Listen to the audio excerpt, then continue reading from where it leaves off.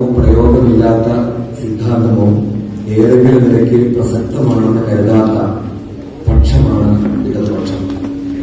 അതുകൊണ്ട് യഥാർത്ഥത്തിൽ സിദ്ധാന്തത്തെയും പ്രയോഗത്തെയും തമ്മിലുള്ള ഏകീകരണം എന്നത് മാർക്സിസത്തെ സംബന്ധിച്ചിടത്തോളം ഏറ്റവും പ്രധാനപ്പെട്ട സാമൂഹ്യ ധർമ്മമായി മാറുന്നു.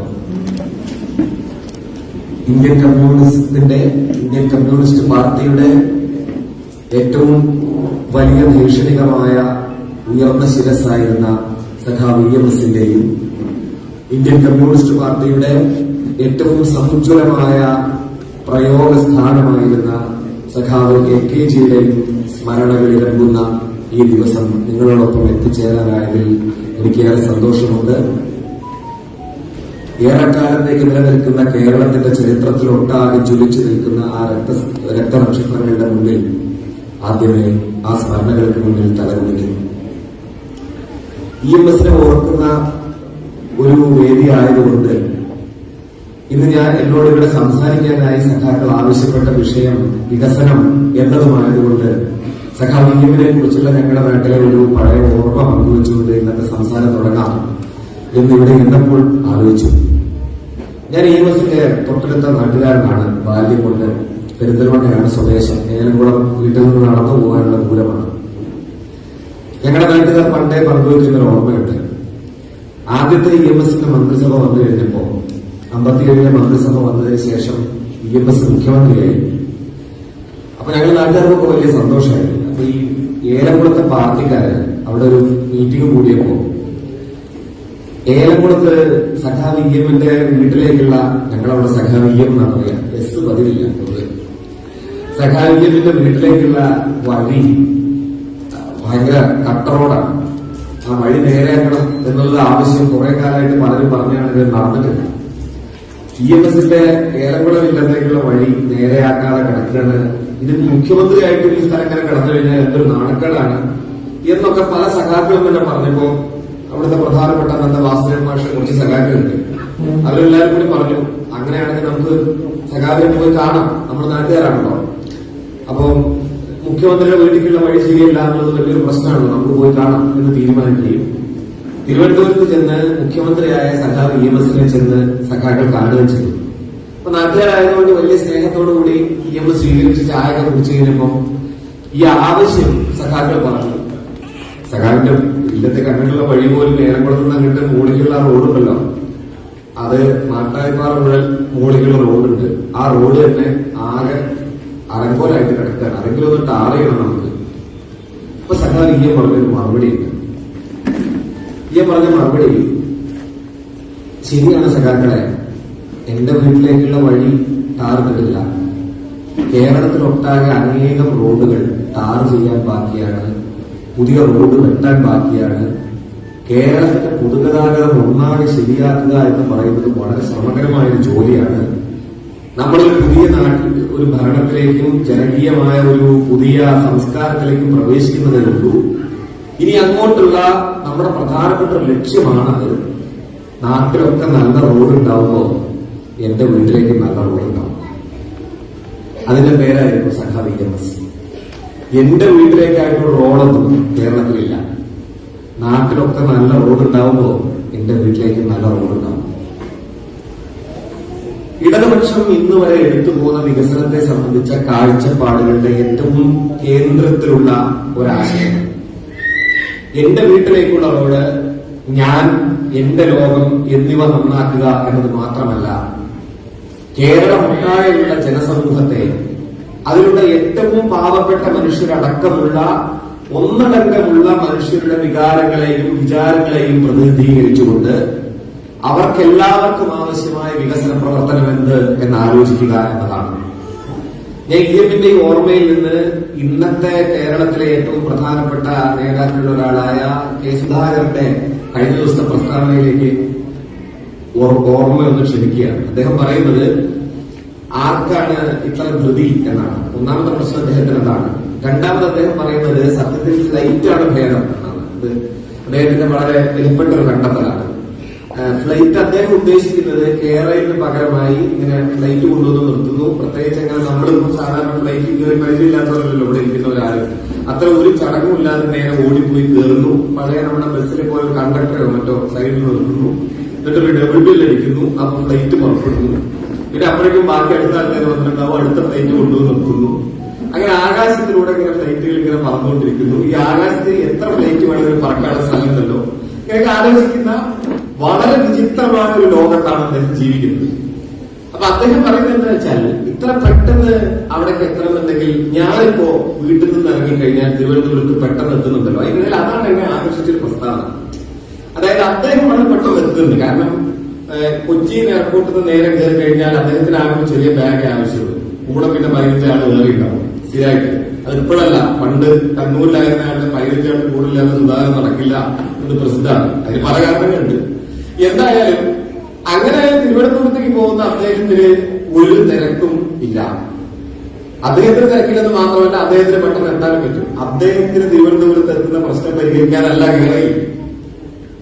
ഇത് തന്നെ മനസ്സിലാവാതിരിക്കുന്ന ഒരു പ്രതിപക്ഷമാണ് 2022 കേരളത്തിൽ അവശേഷിക്കുന്നത് എന്നതാണ് 1957 EMS സ്വന്തം നാട്ടുകാരോട് പറഞ്ഞ മറുപടിയെ പ്രസക്തമാക്കുന്നത്. ഞാൻ എനിക്ക് വേണ്ടിയല്ല ഇവിടെ ഇരിക്കുന്നത്, ഇവിടെയുള്ള മുഴുവൻ മനുഷ്യർക്കും വേണ്ടിയാണ്. എന്റെ വീട്ടിലേക്കായിട്ട് റോഡില്ല. ഞാൻ മുഴുവനായും ഒരു കേരളീയ വിശദീകരണ യോഗമാക്കി ഇതിനെ മാറ്റാൻ ഉദ്ദേശിക്കുന്നില്ല. മാത്രമല്ല, അതിന് എന്തെങ്കിലും നിലയ്ക്ക് പ്രസക്തി ഉണ്ടെന്ന് ഞാൻ കരുതുന്നില്ല. ഒന്ന്, ഈ വേദിയിൽ എനിക്ക് മുമ്പ് സംസാരിച്ച എല്ലാവരുടെയും സംസാരം പ്രത്യേകിച്ച് ഏതെങ്കിലും നിലയ്ക്ക് ആ പദ്ധതി വേണ്ടെന്ന് വെക്കാമെന്ന നിലയ്ക്കാണ് ആയിട്ട് ഞാൻ കേട്ടതേയില്ല. അങ്ങനെ സംസാരിക്കുന്നവർ ഇവിടെ ഇല്ലാതിട്ടല്ല, അവരാരും ഇവിടെ പ്രതിനിധികളായിട്ട് വന്നിട്ടില്ല. ഒന്ന്.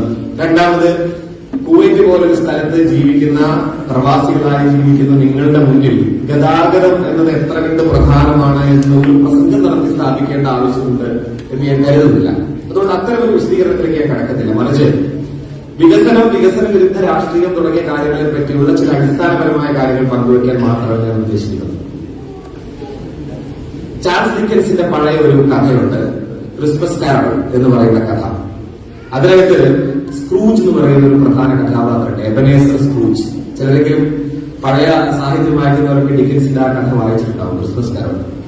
സ്ക്രൂജിന്റെ മുന്നിൽ രാത്രി മൂന്ന് ഭൂതങ്ങൾ പ്രത്യക്ഷപ്പെടും. ഒരു ഭൂതം പറഞ്ഞുകൊണ്ടിരുന്നത്, അദ്ദേഹത്തോട് സംസാരിക്കുന്നത് അദ്ദേഹത്തിന്റെ പഴയ കാര്യങ്ങളാണ്. അദ്ദേഹത്തിന്റെ പഴയ കാലം അദ്ദേഹത്തിന് മുന്നിൽ കാണിച്ചു കൊടുക്കുകയാണ്. എങ്ങനെയാണ് സ്ക്രൂജ് ജീവിച്ചത്? സ്ക്രൂജ് വളരെ എന്താ പറയാ, വിശുദ്ധനായ, ദുഷ്ടനായ, അനേകം പേരെ കൊള്ളയടിച്ച് പണം ഉണ്ടാക്കിയ ഒരാളാണ്. അതുകൊണ്ട് സ്ക്രൂജ് ജീവിതത്തിൽ പറ്റിച്ച പറ്റിക്കലുകൾ, അദ്ദേഹം ജീവിതത്തിൽ കാണിച്ച മാനുഷികതയില്ലായ്മകൾ, ഇതെല്ലാം ഒരു ഭൂതം അദ്ദേഹത്തിന് കാണിച്ചു കൊടുത്തു. രണ്ടാമത്തെ ഒരു ഭൂതം സ്ക്രൂജിന് ഇന്ന് അദ്ദേഹത്തിന്റെ പറ്റിക്കലേറ്റ അനേകം മനുഷ്യർ കഷ്ടപ്പെടുന്നതും ചിലരെങ്കിലും അദ്ദേഹം രക്തമൂറ്റി കുടിച്ച മനുഷ്യർ അവിടെ നിന്ന് രക്ഷപ്പെട്ട് അദ്ദേഹത്തെക്കാളും വലിയ ആളുകളായി അതിജീവനത്തിന്റെ പാതയിലൂടെ സഞ്ചരിക്കുന്നതും കാണിച്ചു കൊടുക്കും. മൂന്നാമതൊരു ഭൂതം ഭാവിയിൽ സ്ക്രൂജ് എവിടെയാണ് എത്തിച്ചേരുക എന്നത് കാണിച്ചു കൊടുക്കുകയാണ്. സ്ക്രൂജിന്റെ ദയനീയമായ തകർച്ച കാണിച്ചു കൊടുക്കുകയാണ്. തുടർന്ന് എബനേസർ സ്ക്രൂജ് ഈ ഭാവിയിൽ നിന്ന് രക്ഷപ്പെടുന്നതാണ് ഡിക്കൻസിന്റെ കഥ. ഞാനത് പറയാൻ നിന്നത്, ഇന്നലെ, ഇന്ന്, നാളെ എന്നത് വികസനത്തെ സംബന്ധിച്ച കാഴ്ചയിൽ വളരെ പ്രധാനപ്പെട്ട കാര്യമാണ്. നമ്മൾ ഇന്നലെ എന്തായിരുന്നു, നമ്മൾ ഇന്ന് എന്താണ്, നമ്മുടെ നാളെ എന്തായിരിക്കണം, ഈ ചിന്തകളാണ് അടിസ്ഥാനപരമായി വികസനം എന്നതിനെ പറ്റിയിട്ടുള്ള കാഴ്ചയുടെ കാതൽ. അതിൽ നാം ഇന്നലെ എന്തായിരുന്നു എന്നതിനെ കുറിച്ച് ചിന്തയുള്ള ഏത് രാഷ്ട്രീയ ധാരയ്ക്കും നിങ്ങൾ സ്ക്രൂജ് ആണോ അല്ലയോ എന്ന് ചിന്തിക്കാനുള്ള ഒരു അവസരം കൂടിയാണ് ഇന്നത്തെ കേരളത്തിന്റെ രാഷ്ട്രീയ സന്ദർഭം എന്ന് ഞാൻ കരുതുന്നു. അതായത്, ഇന്നലെ കേരളത്തിൽ നിങ്ങൾ യഥാർത്ഥത്തിൽ കേരളത്തിന്റെ പൊതുസമൂഹത്തിന്റെ, സമഗ്ര സമൂഹത്തിന്റെ, കേരളത്തിൽ ഒന്നാകെയുള്ള ജനസമൂഹത്തിന്റെ വികസനത്തിനും അവരുടെ പുരോഗമനത്തിനും വേണ്ടിയാണോ നിന്നത്, അതോ ഏതാനും മനുഷ്യരുടെ പേരിനാണോ, ഏതാനും മനുഷ്യരുടെ വളർച്ചയുടെ പേരിനാണോ നിങ്ങൾ പുരോഗതി എന്ന് വിളിച്ചത്? ഇത് വളരെ ലളിതമായ ചോദ്യമാണ്, വലിയ കാര്യമല്ല കേട്ടോ. പണ്ട് ശാസ്ത്ര സാഹിത്യ പരിഷത്തുകാർ പാടിയിരുന്ന ഒരു പാട്ടുണ്ട്, ടെറസിൻ വീടും കാറും ഫ്രിഡ്ജും പണമുള്ളവരെ ലഭിച്ചാൽ നാട്ടിൽ വികസനമായ ഓർത്തു നടക്കണ വിവരം കെട്ടോരെ, നാടിന് അപകടമായ ചിന്താഗതി അത് മനസ്സിലിരുന്നോട്ടെ. പഴയ പരിഷത്തുകാർക്ക് പാട്ട് ഓർമ്മയുണ്ടോ? ടെറസിൻ വീടും കാറും ഫ്രിഡ്ജും പണമുള്ളവരെ ലഭിച്ചാൽ നാട്ടിൽ വികസനമായി എന്ന് കരുതുന്നവർ വിവരം കെട്ടവന്മാരാണ് എന്ന് 1970-കളിൽ 80-കളിൽ മുല്ലനേരി മാഷ്ക്ക് അറിയാമായിരുന്നു. കേരളത്തിലെ പൊതുസമൂഹത്തിന് മുന്നിൽ അത് നിരന്തരമായി ഉന്നയിക്കപ്പെടുകയും ചെയ്തു. എന്നാൽ ടെറസിന്റെ വീട് എന്ന് പറയുന്നതോ കാർ എന്ന് പറയുന്നതോ ഫ്രിഡ്ജ് എന്ന് പറയുന്നതോ കേരള സമൂഹത്തിന് മുന്നിലെ ചോദ്യമല്ലാതായി തീരുകയും കേരള സമൂഹം ഒരു പുതിയ വൈജ്ഞാനിക ലോകം വെട്ടിത്തുറക്കുകയും ചെയ്യുന്ന 2022 നിന്നുകൊണ്ട് നമുക്ക് എന്തിനാണ് സഞ്ചാരം, നമുക്ക് അത്ര പെട്ടെന്ന് എത്തേണ്ട കാര്യം എന്താണ്, നമുക്ക് എന്താണ് ധൃതി എന്നൊക്കെയാണ് കുറെ പേർ ചോദിക്കുന്നത്. അത്തരമൊരു സമയത്ത് നമ്മൾ സ്ക്രൂജിനെ ഭൂതങ്ങൾ ഓർമ്മിപ്പിച്ചതുപോലെ നമ്മൾ എവിടെ നിന്ന് നടന്നാണ് നമ്മളായി തീർന്നത് എന്ന് ഓർമ്മിപ്പിക്കേണ്ട ഒരു സന്ദർഭമാണ് ഇത് എന്നാണ് എനിക്ക് തോന്നുന്നത്. നമ്മുടെ വഴിയെക്കുറിച്ചുള്ള സങ്കല്പം എന്തായിരുന്നു? നമ്മുടെ നാട്ടിൽ എങ്ങനെയാണ് വഴി ഉണ്ടായത്? നമ്മുടെ നാടുകളിലെ റോഡുകളിന്, നമ്മുടെ നാട്ടിലെ റോഡിന്, നമ്മുടെ നാട്ടിലെ സ്കൂളിന് ഒക്കെ വെറും വിദ്യാഭ്യാസത്തിന്റെയോ വെറും യാത്രയുടെയോ ചരിത്രമല്ല ഉള്ളത്. നമ്മുടെ റോഡുകൾക്കും നമ്മുടെ വിദ്യാലയങ്ങൾക്കുമെല്ലാം വളരെ ശക്തമായ ഒരു രാഷ്ട്രീയ ചരിത്രമുണ്ട്. അണമുറിയാത്ത സമര പോരാട്ടങ്ങളുടെ ചോര പൊടിയുന്ന ഇടങ്ങളായിട്ടാണ് നമ്മുടെ നാട്ടിലെ സ്കൂളുകളും നമ്മുടെ നാട്ടിലെ റോഡുകളും എല്ലാം തന്നെ നിലവിൽ വന്നിട്ടുള്ളത്. റോഡ് ഉണ്ടാക്കുക എന്ന ആവശ്യം നമ്മൾ തിരിച്ചറിയേണ്ട ഒരു കാര്യമുണ്ട്. നമ്മുടെ പണ്ട് കേരളമൊന്നും ഇല്ലല്ലോ. ഈ കേരളം എന്നൊക്കെ പറയുന്ന കലാപരിപാടി തുടങ്ങിയിട്ട് ഇത്ര കാലമല്ലേ ആയിട്ടുള്ളൂ. അതിനു മുൻപ് അറിയാം, നിങ്ങൾക്ക് എല്ലാവർക്കും അറിയുന്ന കാര്യമാണ്, തിരുവിതാംകൂർ, തിരുകൊച്ചി, മലബാർ എന്നൊക്കെ പറയുന്ന 3 ജില്ലകളായിട്ടാണ്, മൊത്തത്തിൽ 3 രാജ്യങ്ങളായിട്ടാണ് നിലനിന്നിരുന്നത്. മദ്രാസ് റീജൻസിയുടെ ഭാഗമായിട്ടായിരുന്നു മലബാർ നിലനിന്നിരുന്നത്. മറ്റൊരു കൊച്ചി രാജ്യവും അപ്പുറത്തെ തിരുവിതാംകൂറുമായി നിലനിന്നിരുന്നു. തിരുവിതാംകൂർ ഭരിച്ചിരുന്ന രാജാക്കന്മാരുടെ ഒരു പരമ്പരയുണ്ട്. അപ്പം ആ രാജാക്കന്മാരിൽ ശ്രീമൂലം തിരുനാൾ ഭരിക്കുന്ന കാലത്താണ് 1800കളുടെ മധ്യത്തിലാണ് ആദ്യമായി റോഡ് വെട്ടുക എന്നൊരു ആവശ്യം തിരുവിതാംകൂറിന്റെ മുന്നിൽ വരുന്നത്. അന്നാണ് കേരളം, ഇന്ന് നമ്മൾ കേരളം എന്ന് പറയുന്ന മൊത്തം സ്ഥലങ്ങളിൽ അതിനു മുമ്പ് റോഡേ ഇല്ലെന്നല്ല, ആവശ്യങ്ങൾക്ക് വേണ്ടി ചെറിയ ചെറിയ വഴികൾ വെട്ടിയിട്ടുണ്ട്. കാളവണ്ടികൾക്കും പോത്തുവണ്ടികൾക്കും ഒക്കെ സഞ്ചരിക്കാൻ ഒരു പഴയ ലോകത്ത് വേറെ വണ്ടിയൊന്നും കാര്യമായിട്ടുണ്ടായിരുന്നില്ല. പക്ഷെ അതേസമയം റോഡ് അനിവാര്യമാണ് എന്ന ഒരു കാര്യം മുന്നോട്ട് വയ്ക്കുന്നത് നമ്മളാരുമല്ല, ബ്രിട്ടീഷുകാരാണ്. ഇംഗ്ലീഷ് ഈസ്റ്റ് ഇന്ത്യ കമ്പനിയെ സംബന്ധിച്ചിടത്തോളം ചരക്ക് ഗതാഗതം ഈസിയാക്കുക, അനായാസമാക്കുക എന്നത് വളരെ പ്രധാനമായിരുന്നു. കേരളത്തിലുടനീളമുള്ള സ്പൈസസ്, മറ്റ് ചരക്കുകൾ അങ്ങോട്ടും ഇങ്ങോട്ടും എത്തിക്കണമെങ്കിൽ അനിവാര്യമായും വേണ്ട നിരത്തുകളെ സംബന്ധിച്ച ആവശ്യത്തിൽ നിന്നാണ് ഇംഗ്ലീഷ് ഈസ്റ്റ് ഇന്ത്യ കമ്പനി അനിവാര്യമായും ഒരു പൊതുമരാമത്ത് ഡിപ്പാർട്ട്മെന്റ് ഉണ്ടാവണമെന്നും തിരുവനന്തപുരത്ത് നിന്നും എറണാകുളം വരെയുള്ള ഒരു രാജപാതയെങ്കിലും നിർമ്മിക്കപ്പെടണമെന്നുള്ള ആവശ്യം മുന്നോട്ട് വെക്കുന്നത്. ഇതിനെക്കുറിച്ചുള്ള ആവശ്യം മുന്നോട്ട് വെച്ചതിന് ശേഷം ആദ്യം ബിൽ ബക്കറ്റ് എന്ന് പറയുന്ന ഒരു ഇംഗ്ലീഷുകാരൻ നിയോഗിക്കുന്നുണ്ട്. കോർനാപ്പ് എന്ന് പറയുന്ന, പിന്നീട് മലബാർ കലാപകാലത്തൊക്കെ കാണുന്ന അദ്ദേഹത്തിന്റെ അങ്കിൾ, അമ്മാവനാണ് ഈ ബിൽ ബക്കറ്റ്. അതിനുശേഷം അദ്ദേഹം 1 വർഷം നിന്ന് അദ്ദേഹം പോയി. അതിനുശേഷം വാൾ റീഡ്, തോമസ് വാൾ റീഡ് എന്ന് പറയുന്ന ഒരാളെ നിയമിക്കുന്നു. വാൾ റീഡിന്റെ നേതൃത്വത്തിലുള്ള ഒരു കമ്മിറ്റി വന്ന് തിരുവിതാംകൂറിൽ ഈ കാര്യത്തെ പറ്റി അന്വേഷണമൊക്കെ നടത്തുന്നു. തിരുവിതാംകൂറിൽ ശ്രീമൂലം തിരുനാൾ ഭരിച്ചുകൊണ്ടിരിക്കുകയാണ്. അപ്പം അന്വേഷണം നടത്തിയിട്ട് റിപ്പോർട്ട് കൊടുക്കുന്നുണ്ട് വാൾ റീഡ്. അതാണ് അതിൽ ഏറ്റവും പ്രസക്തമായ കാര്യം. വാൾ റീഡ് റിപ്പോർട്ട് എന്ന് പറയുന്നത് നിങ്ങൾക്ക് ഇന്റർനെറ്റിൽ ലഭ്യമാണ്, വായിച്ചു നോക്കാം. അന്ന് ഇംഗ്ലീഷ് ഈസ്റ്റ് ഇന്ത്യ കമ്പനിക്ക് റോഡ് വേണം എന്നാവശ്യപ്പെട്ട് ഈസ്റ്റ് ഇന്ത്യ കമ്പനിക്ക് ഈസ്റ്റ് ഇന്ത്യ കമ്പനിയുടെ പ്രതിനിധി തന്നെ കൊടുത്ത റിപ്പോർട്ടിന്റെ ആദ്യ ഭാഗത്തിൽ അദ്ദേഹം പറയുന്നത്, സത്യത്തിൽ മലയാളിക്ക് അഥവാ കേരളീയർക്ക്, തിരുവിതാംകൂറുകാർക്ക് റോഡ് വേണം വേണ്ട എന്നല്ല, റോഡിന്റെ ആവശ്യമില്ല എന്നാണ്. റോഡിന്റെ ആവശ്യമില്ല എന്നാണ്. ദർ ഇസ് നോട്ട് നീഡ് എന്നാണ്. അങ്ങനെ ഒരു ആവശ്യമില്ല. എന്താണ് ഈ ആവശ്യമില്ല എന്നുള്ളതിനെ പറ്റിയുള്ള വിശദീകരണം, അതിനൊരു എക്സ്പ്ലനേഷൻ അദ്ദേഹം തുടർന്ന് കൊടുക്കുന്നുണ്ട്. അതാണ് രസകരം. അദ്ദേഹം പറയുന്നത് എന്താ വെച്ചാൽ, ഈ നാട്ടിലുള്ള മിക്കവാറും മനുഷ്യരൊന്നും സഞ്ചരിക്കുന്നില്ല. ഇംഗ്ലീഷ് ഈസ്റ്റ് ഇന്ത്യ കമ്പനിന്റെ ആവശ്യമുണ്ടെങ്കിൽ റോഡ് വെട്ടാം, അത് നമ്മുടെ കാര്യമാണ്. ഈ നാട്ടുകാരുടെ ആവശ്യത്തിനായി റോഡ് വെട്ടുന്നു എന്ന് പറഞ്ഞ് ഈ നാട്ടിൽ ചെന്നിട്ട് കാര്യമില്ല. കാരണം ഈ നാട്ടുകാർ സഞ്ചരിക്കുന്നില്ല. അദ്ദേഹം പറയുന്നത്, ഈ നാട്ടിലാകെ സഞ്ചരിക്കുന്നത് കുറച്ച് ഭൂജന്മികളും പിന്നെ ബ്രാഹ്മണ സമൂഹത്തിലെ ആളുകളുമാണ്. ബ്രാഹ്മണ സമൂഹത്തിലെ ആളുകൾ എവിടെയൊക്കെ വാരസദ്യ ഉണ്ട് എന്ന് അന്വേഷിക്കുകയും സദ്യ കിട്ടുന്ന സ്ഥലങ്ങൾ തേടി അങ്ങോട്ടും ഇങ്ങോട്ടും യാത്ര ചെയ്യുകയും ചെയ്തുകൊണ്ടിരിക്കുന്നു. അവർക്ക് വേറെ പ്രത്യേകിച്ച് പരിപാടിയൊന്നും ഇല്ലാത്തതുകൊണ്ട്. രണ്ടാമത്തെ സമൂഹം ഈ ഭൂജന്മികളാണ്. ഭൂജന്മികൾ സഞ്ചരിച്ചുകൊണ്ടിരിക്കുന്നത് അങ്ങേയറ്റം വിചിത്രമായ ഒരു രീതിയിലാണ് എന്നാണ് അദ്ദേഹത്തിന്റെ റിപ്പോർട്ടുള്ളത്. കാരണം ഇംഗ്ലീഷുകാരനെ കണ്ടുകഴിയുമ്പോൾ കണ്ണു തള്ളിപ്പോകുന്ന ഒരു പരിപാടിയാണ് അന്ന് മലയാളിയായ ഭൂപ്രഭുക്കൾ ചെയ്തിരുന്നത്. ഒരു പെട്ടിക്കകത്താൾ കയറിയിരിക്കും, 4 ആളെ കൊണ്ട് ഏറ്റുന്നിട്ട് ചുമക്കും. ഇംഗ്ലീഷുകാർക്ക് ഭയങ്കര അപമാനമായിട്ടുള്ള ഒരു കാര്യമാണ്. കാരണം ഇങ്ങനെ ഒരു പെട്ടിയിൽ ഒരാളെ കയറ്റി ചുമക്കുന്ന ഒരു ഒറ്റ സന്ദർഭമേ അവരുടെ ജീവിതത്തിലുള്ളൂ, അത് മരണാനന്തരമാണ്. ശവല്ലാതെ വേറൊന്നും അവരിങ്ങനെ ചുമക്കാറില്ല. ഒരാളെ ചുമക്കുന്നു എന്നത് അഭിമാനകരമാണ് എന്ന് ഇംഗ്ലീഷുകാരനോട് പണ്ടും പറഞ്ഞു നടക്കില്ല. അപ്പൊ അദ്ദേഹം ഇതിനെ കണ്ടു തള്ളിയിട്ടാണ് കാണുന്നത്. എന്തൊരു നോൺസെൻസ് ആണ് നടന്നുകൊണ്ടിരിക്കുന്നത്. അപ്പൊ ഈ പല്ലക്ക് മഞ്ചൽ എന്ന് പറയുന്നതിനകത്ത് കയറി യാത്ര ചെയ്യുന്ന പൂജപ്പിയുടെ ഒരു സൗകര്യം എന്താണെന്നല്ലോ നിങ്ങൾ ആലോചിച്ച് നോക്കൂ. അയാൾക്ക് താഴെ ഇപ്പോ പോകുന്നതാണോ റോഡിൽ കൂടെയാണോ തോട്ടിൽ കൂടെയാണോ പറമ്പിൽ കൂടെയാണോ പുഴയിൽ കൂടെയാണോ എന്ന് ചിന്തിക്കേണ്ട യാതൊരു ആവശ്യവുമില്ല. പാമ്പ് കടിച്ചാൽ ആ പാമ്പ് കടിച്ചവരുടെ അപ്പുറത്തേക്ക് മാറ്റിയിട്ട് അടുത്താണ് പല്ലക്ക് ചുമക്കുക. വേറെ കൂടുതൽ ആലോചിക്കേണ്ട കാര്യമില്ല. അതാണ് പല്ലക്ക് ഇരിക്കുമ്പോൾ ഒരു സുഖം. അതാണ് സുധാകരൻ അനുഭവിക്കുന്ന ഒരു സുഖം. നേരെ വിമാനത്തിൽ കയറിയ പിന്നെ അത് പല്ലക്കാണല്ലോ. അപ്പൊ അത് പുതിയ ആ പഴയ ഭൂഷണി ആയതുകൊണ്ടാണ് അങ്ങനെ തോന്നുന്നത്. ഞാൻ പറഞ്ഞത് അങ്ങനെയാണ് കുറെ പേർ ഇവിടെ കേരളത്തിൽ യാത്ര ചെയ്യുന്നത്. ബാക്കി വേറെയുള്ള മനുഷ്യരൊക്കെ അപ്പൊ എന്ത് ചെയ്യുന്നു എന്ന് ചോദിച്ചാൽ അവർ അവരവരുടെ ഗ്രാമത്തിൽ ജീവിക്കുന്നു എന്നാണ് വാഴയിൽ പറയുന്നത്. ഇത് കുറെ കാലങ്ങൾക്ക് ശേഷം കാൾ മാർക്സ് എഴുതുന്നുണ്ട്. ഇന്ത്യൻ സാഹചര്യത്തിൽ ഇന്ത്യൻ നിശ്ചല ഗ്രാമങ്ങൾ എന്ന് പറയുന്ന മാർക്സിന്റെ ഇന്ത്യയെ കുറിച്ചുള്ള നിരീക്ഷണമുണ്ട്. അത് പിന്നീട് അനേക തരത്തിൽ വിമർശന വിധേയമൊക്കെ ആയിട്ടുണ്ട് കേട്ടോ. ഞാൻ ആ വിമർശനങ്ങളിലേക്ക് ഒന്നും കടക്കുന്നില്ല. ചിലതൊക്കെ അതിൽ കാര്യമുണ്ട്. അന്നത്തെ മാർക്സിന്റെ നിഗമനങ്ങളെല്ലാം ഇന്നും ശരിയായിരുന്നു വാദിക്കേണ്ട കാര്യമൊന്നുമില്ല. പക്ഷെ മാർക്സ് പറഞ്ഞൊരു കാര്യമുണ്ട്. ഇന്ത്യയിൽ അനേകം നിശ്ചല ഗ്രാമങ്ങളുണ്ട്. കൊളോണിയൽ സ്റ്റേറ്റിലുള്ള ഒരു കാര്യമാണ് നിശ്ചല ഗ്രാമം എന്ന് വെച്ചാൽ ഒരു ഗ്രാമത്തിന്റെ ചലനാത്മകത, ഒരു നാടിന്റെ ചലനാത്മകത എന്ന് പറയുന്നത് എന്താണ്? അവിടെ നിന്ന് പുറത്തേക്കുള്ള സഞ്ചാരവും അകത്തേക്കുള്ള വരവും പോക്കും എല്ലാമാണ്. അതാണ് ഇംഗ്ലീഷുകാർ നാഗരികതയുമായി ബന്ധപ്പെട്ട് ടൗൺഷിപ്പുമായി ബന്ധപ്പെട്ട് കണ്ട ഏറ്റവും പ്രധാനപ്പെട്ട കാര്യം, സിവിലൈസേഷനുമായി ബന്ധപ്പെട്ട് കണ്ട പ്രധാനപ്പെട്ട കാര്യം. എന്നാൽ അത് ഇന്ത്യയിലില്ല. കാരണം എന്താണ്? ഇന്ത്യക്കാരായ ആളുകൾ ജീവിച്ചുകൊണ്ടിരിക്കുന്നത് ഗ്രേഡഡ് ഇനീക്വാലിറ്റി, ശ്രേണീകൃതമായ അസമത്വം. ചില മനുഷ്യർ ജന്മം കൊണ്ട് മുകളിലും ചില മനുഷ്യർ ജന്മം കൊണ്ട് താഴെയും നിൽക്കുന്ന ചാതു പറഞ്ഞു എന്നൊരു സിസ്റ്റത്തിനകത്താണ്.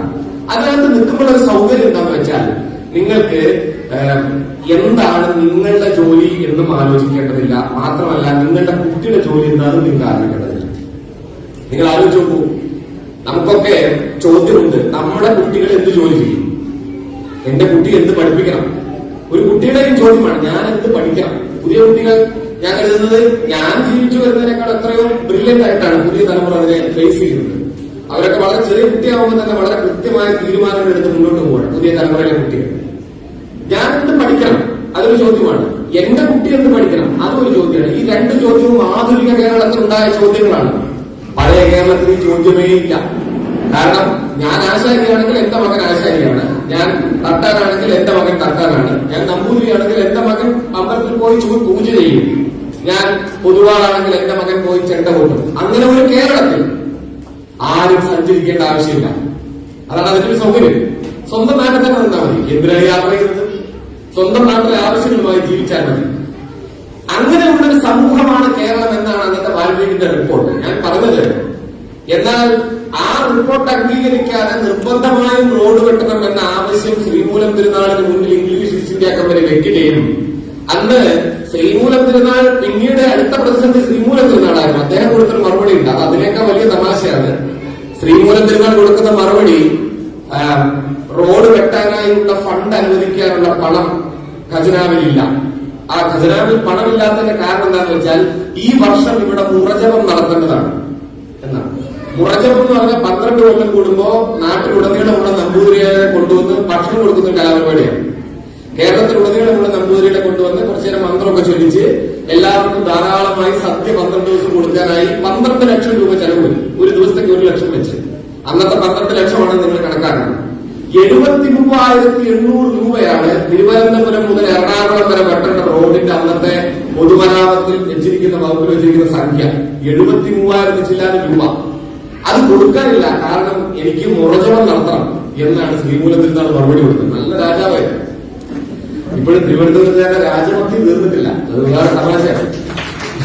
ഞാൻ അങ്ങോട്ട് പോകുന്നില്ല. അത് പോയി കഴിഞ്ഞാൽ അത് വേറെ വിഷയമാണ്. ഇപ്പൊ വേറെ യാതൊക്കെ നടക്കുന്നുണ്ട് തിരുവനന്തപുരത്ത്. അപ്പൊ മാതൃഭൂമിക്കൊക്കെ ഇപ്പൊ നല്ല ആലോചന. വീണ്ടും അതും അടുപ്പ് കൂട്ടി, മറ്റേ എന്താ പറയാ, പവ ഹോമിച്ചു, ഒക്കെ പശുവിനെ കൊണ്ടുവന്നു കെട്ടി, ഇതൊക്കെ റിപ്പോർട്ട് ചെയ്യപ്പെടുന്നു. ഇപ്പൊ അതാ ഓക്കെ. ഞാൻ പറഞ്ഞു വന്നത്, ഇങ്ങനെ ശ്രീമൂലം തിരുനാൾ ഇടഞ്ഞു നിന്നിട്ടും നിർബന്ധമായും റോഡ് വെട്ടിയേ പറ്റൂ എന്ന സാഹചര്യത്തിൽ ആദ്യത്തെ രാജവീതി നിർമ്മാണം കേരളത്തിൽ ആരംഭിക്കുന്നു. സത്യത്തിൽ ആദ്യത്തെ റോഡ് വെട്ടുക എന്ന സംഭവത്തെ ചരിത്രപരമായി കാണുക എന്നത് നമ്മൾ ഗതാഗതത്തെ കുറിച്ച് ചർച്ച ചെയ്യുമ്പോൾ വളരെ പ്രധാനപ്പെട്ടതാണ്. കാരണം റോഡ് വെട്ടൽ മാത്രമല്ല കേരളത്തിൽ നടന്നത്. കേരളത്തിന്റെ അന്ന് വരെ ഉണ്ടായിരുന്ന രാഷ്ട്രീയവും സാമ്പത്തികവും വിനിമയപരവുമായ സംസ്കാരം ഒന്നാകെ ഒരു പാരഡൈം ഷിഫ്റ്റിന്, ഒരു വലിയ മാതൃകാ വ്യതിയാനത്തിന്, ഒരു പൊളിച്ചെഴുത്തിന് വിധേയമാകുന്ന സന്ദർഭമായിരുന്നു കേരളത്തിലെ ആദ്യത്തെ രാജവീതിയുടെ വെട്ടൽ. എന്ന് വെച്ചാൽ രാജവീതി വെട്ടുമ്പോൾ ആദ്യം പറഞ്ഞ ഒരു കാര്യമുണ്ട്, പണിക്ക് സ്ത്രീകളും പുരുഷന്മാരും ഉണ്ടാകും. അത് മുമ്പ് കേരളത്തിലുണ്ട് കേട്ടോ, ഭാരതപ്പുറത്തിലും ആണുങ്ങളും പെണ്ണുങ്ങളും പണിയെടുക്കുന്നുണ്ട്. പക്ഷേ ജോലിക്ക് വരുന്ന സ്ത്രീകളൊക്കെ മാറി മറച്ചിരിക്കണം. ഒന്നാമത്തെ കാര്യം അതായത് അതിനു മുമ്പ് മാറി മറക്കാതെ പാടത്ത് ജോലി ചെയ്തിരുന്ന സ്ത്രീകളെ കൊണ്ട് നിങ്ങൾ ഈ റോഡ് പണിക്കിറങ്ങരുത് എന്ന് അന്ന് ഇംഗ്ലീഷുകാർ പറഞ്ഞു. ആദ്യത്തെ മാറി മറച്ച സ്ത്രീകളുടെ ജോലി ആരംഭിക്കുകയാണ്. തുടർന്ന് മാറി മറക്കൽ സമരം വരുന്നേ ഉള്ളൂ. രണ്ടാമത്തെ അതിലും പ്രധാനപ്പെട്ട, ഇത് വളരെ പ്രധാനപ്പെട്ടതാണ്, അതിലും പ്രധാനപ്പെട്ടതെന്ന് ഞാൻ പറയുന്നില്ല, തുല്യ പ്രാധാന്യം അറിയിക്കുന്ന മറ്റൊരു കാര്യമുണ്ട്. ആദ്യമായി പണം കൂലിയായി തിരുവനന്തപുരത്ത് കൊടുത്തു.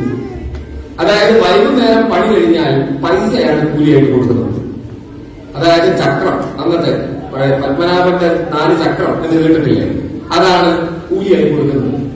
അതിനു മുമ്പ് ഈ പണി ചെയ്യുന്നവരുടെ മുഴുവൻ കൂലി എന്ന് പറയുന്നത് ഒന്നുകിൽ നെല്ലാണ് അല്ലെങ്കിൽ അരിയാണ്. അത്തരം കൂലികളാണ് കൊടുത്തിരുന്നത്. അതായത് സാധനങ്ങൾ കൂലി കൊടുക്കുന്നതിന് പകരം പണം ദളിത് സമൂഹത്തിന് കൂലിയായി കൊടുക്കുന്ന കേരളത്തിലെ ഏറ്റവും ആദ്യത്തെ സന്ദർഭങ്ങളിലൊന്നാണ് തിരുവനന്തപുരത്ത് നിന്നുള്ള രാജവീതിയുടെ വെട്ടൽ. പണത്തിന്റെ ഒരു പ്രത്യേകത എന്താ? നിങ്ങൾക്ക് നെല്ല് കിട്ടിക്കഴിഞ്ഞാൽ അത് കുത്തി അരിയാക്കിയിട്ട് കഞ്ഞിയും ചോറോ വെച്ച് കഴിക്കാം, വേറൊന്നും നെല്ലോട് പറ്റില്ല.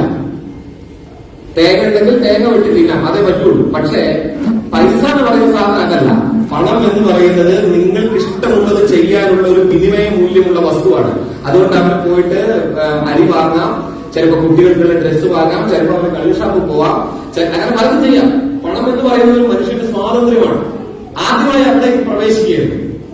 ചാലക്കമ്പോളത്തിലെ കലാപം എന്നൊക്കെ, നവോത്ഥാനം എന്നൊക്കെ പറഞ്ഞ കാര്യം ചർച്ച ചെയ്യുമ്പോൾ പലരും കേട്ട് കാണും. അവിടേക്കൊക്കെ പിന്നീട് പ്രവേശിക്കുന്നത് റോഡ് വെട്ടുമ്പോൾ കൂലി കിട്ടിയ ഒരു സമൂഹമാണ്. ഞാൻ പറഞ്ഞു വന്നത്, പുതിയ ആധുനിക കേരളത്തിന്റെ സൃഷ്ടിയിലെ ഏറ്റവും പ്രധാനപ്പെട്ട ഒരു സന്ദർഭം എന്ന് പറയുന്നത് കേരളത്തിന്റെ പൊതുഗതാഗതത്തിന്റെ നിർമ്മാണമായിരുന്നു. അവിടെ നിന്ന് കേരളം സഞ്ചരിച്ച് നടന്നു തീർത്ത ദൂരത്തിന്റെ ഇങ്ങേ അറ്റത്താണ് ഇന്ന് നമ്മൾ കേരളത്തിൽ അതിവേഗത്തിൽ സഞ്ചരിക്കുന്ന ഒരു റെയിൽപാത വേണം എന്ന ആവശ്യം മുന്നോട്ട് വയ്ക്കുന്നത്. ഇതിനോട് രാഷ്ട്രീയമായി എതിർക്കുന്നതിന് യാതൊരു തെറ്റുമില്ല. തീർച്ചയായിട്ടും രാഷ്ട്രീയമായി എതിർക്കാം, ന്യായമായ കാര്യങ്ങൾ ചർച്ചയ്ക്ക് കൊണ്ടുവരാം, സാധാരണ മനുഷ്യരുടെ പ്രതിഷേധങ്ങൾ ഉണ്ടെങ്കിൽ ആ പ്രതിഷേധങ്ങളെ പരിഗണിക്കാം, വീണ്ടും വീണ്ടും ചർച്ച ചെയ്യാം. ഒരു പബ്ലിക് ഹിയറിംഗ് എന്ന് പറയുന്നത് ഇത്തരം ഒരു പ്രൊജക്ടിനെ സംബന്ധിച്ച് പരമപ്രാധാന്യം അർഹിക്കുന്ന കാര്യമാണ്. ഇതെല്ലാം ശരി. പക്ഷേ എനിക്ക് മുമ്പ് സംസാരിച്ച സുഹൃത്ത് പറഞ്ഞതുപോലെ കേരളത്തിൽ നടന്നുകൊണ്ടിരിക്കുന്ന നാടകങ്ങൾ നമ്മൾ കണ്ടുകൊണ്ടിരിക്കുന്നതാണല്ലോ. ഞാൻ അതിന്റെ വിശദീകരണത്തിലേക്കൊന്നും പോകുന്നില്ല. സ്ഥിരം ആക്ട്രസുകളും സ്ഥിരം ആക്ടേഴ്സും തന്നെ വരുന്നു എന്നതിൽ മാത്രമാണ് ഒരു സങ്കടമുള്ളത്. പുതിയ ആൾക്കാർക്ക് ന്യൂജൻ തലമുറയ്ക്ക് അവസരം കൊടുക്കണം. ഈ ശബരിമല കലാപത്ത് കണ്ട അതേ ചേച്ചി എപ്പോഴും കാണുന്നുണ്ട്.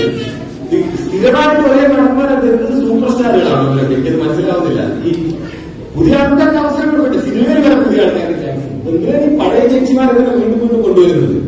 അതിന് പകരം പുതിയ ആൾക്കാർക്ക് ചാൻസ് എങ്കിലും കൊടുക്കും. മറ്റേ അങ്ങനെ ഒരു അവസ്ഥയിലാണ് കേരളത്തിലെ സമരം മുന്നോട്ട് പോകുന്നത്. ഞാൻ ആ സമരത്തെ കുറിച്ച് സൂചിപ്പിക്കുന്നത് കേരളത്തിനെ പറ്റി വിശദീകരിക്കാനല്ല, മറിച്ച് കേരളത്തിന്റെ ഗതാഗതത്തെ സംബന്ധിച്ച ഇന്ന് വരെയുള്ള ചരിത്ര സാഹചര്യത്തിൽ നിന്നുകൊണ്ട് നാം കേരളയിൽ നോക്കുമ്പോഴേ എത്ര കണ്ട് അനിവാര്യമായ ഒരു ആവശ്യത്തിലേക്കാണ് കേരളത്തിന്റെ ഗവൺമെന്റ് വളരെ ദീർഘകാലത്തെ മുൻനിർത്തിക്കൊണ്ടുള്ള ഇത്തരം ഒരു ആശയം മുന്നോട്ട് വെച്ച് അതിന്റെ പ്രായോഗിക തലം അന്വേഷിക്കുന്നത് എന്ന് നമുക്ക് വ്യക്തമാവുകയുള്ളൂ. പറഞ്ഞു വന്നത്, നിങ്ങൾ വികസനത്തെ കുറിച്ചുള്ള ചർച്ച ഒരിക്കലും നമ്മൾ കേരളയിൽ മാത്രമായി ഒതുക്കി നിർത്തേണ്ടതല്ല, മറിച്ച് കേരളത്തിന് പുറത്ത് വികസനം എന്നതിനെ കുറിച്ച് നമ്മൾ ചർച്ച ചെയ്യേണ്ട കേരളത്തിലുടനീളമുള്ള ഇന്ന് വരെയുള്ള ചരിത്ര സാഹചര്യത്തെ മുൻനിർത്തിയുള്ള വളരെ പ്രധാനപ്പെട്ട കാര്യങ്ങളുണ്ട്. അത് കേരളത്തിൽ മാത്രം നിൽക്കേണ്ടതല്ല. ആദ്യം സംസാരിച്ച സുഹൃത്ത് പറഞ്ഞ പോലെ ആഗോളതലത്തിലും ദേശീയ തലത്തിലും ചർച്ച ചെയ്യേണ്ട ഒരു കാര്യവുമാണ്. നമ്മൾ ആലോചിക്കേണ്ട ഒരു കാര്യം, ഈ നമ്മൾ ഇന്ന് കേരളത്തിൽ ചെന്നു കഴിഞ്ഞാൽ കാണുന്ന ചിത്രം യഥാർത്ഥത്തിൽ എന്താണ്? കേരളത്തിൽ ഇടയ്ക്ക് സന്ദർശിക്കുകയോ എപ്പോഴും പോവുകയോ അല്ലെങ്കിൽ വർഷങ്ങൾക്ക് ശേഷം കേരളത്തിൽ പോവുകയോ ചെയ്യുന്ന പ്രവാസികളാണല്ലോ നിങ്ങളെല്ലാവരും. 20 വർഷം മുമ്പുള്ള കേരളത്തിൽ നിന്ന് ഇന്നത്തെ കേരളത്തിലേക്ക് വന്നിരിക്കുന്ന ഒരു ഡ്രാസ്റ്റിക് ചേഞ്ച്, ഒരു വലിയ വ്യത്യാസം എന്ന് പറയുന്നത് യഥാർത്ഥത്തിൽ എന്തായിട്ടാണ് നിങ്ങൾ അനുഭവിക്കുന്നത് എന്നത് നിങ്ങൾ ഉത്തരം പറയേണ്ട ഒരു ചോദ്യമാണ്. ചിലപ്പോൾ എനിക്കത് പറയാൻ കഴിയില്ല. നമ്മൾ ഈ ഭൂമിയിൽ ഇരിക്കുമ്പോൾ ഭൂമിയുടെ കറക്കം മനസ്സിലാവില്ല എന്ന് പറഞ്ഞ പോലുള്ള പ്രശ്നമാണ്. കേരളത്തിൽ തന്നെ ഇരിക്കുമ്പോൾ ചിലപ്പോൾ ആ കാര്യം അതുപോലെ മനസ്സിലാവില്ല. പക്ഷെ കുറച്ചു കാലം ഞാനും കേരളത്തിന് പുറത്ത് പ്രവാസിയായി ജീവിച്ച ഒരാളായതുകൊണ്ട് കേരളത്തിൽ വന്നപ്പോഴേ ഞാൻ അത്ഭുതപ്പെടുന്ന ഒരു കാര്യമുണ്ട്. പഴയതിനേക്കാളും വളരെ കൂടിയ ഒരു പർച്ചേസിംഗ്, ഒരു ഉപഭോഗ ലോകം കേരളത്തിലേക്ക് തുറന്നു കഴിഞ്ഞു. അത് ഉപഭോഗ സംസ്കാരത്തെ പറ്റി ചർച്ച ചെയ്തുകൊണ്ടിരുന്ന 1990-ലെ ഉപഭോഗ ലോകമൊന്നുമല്ല.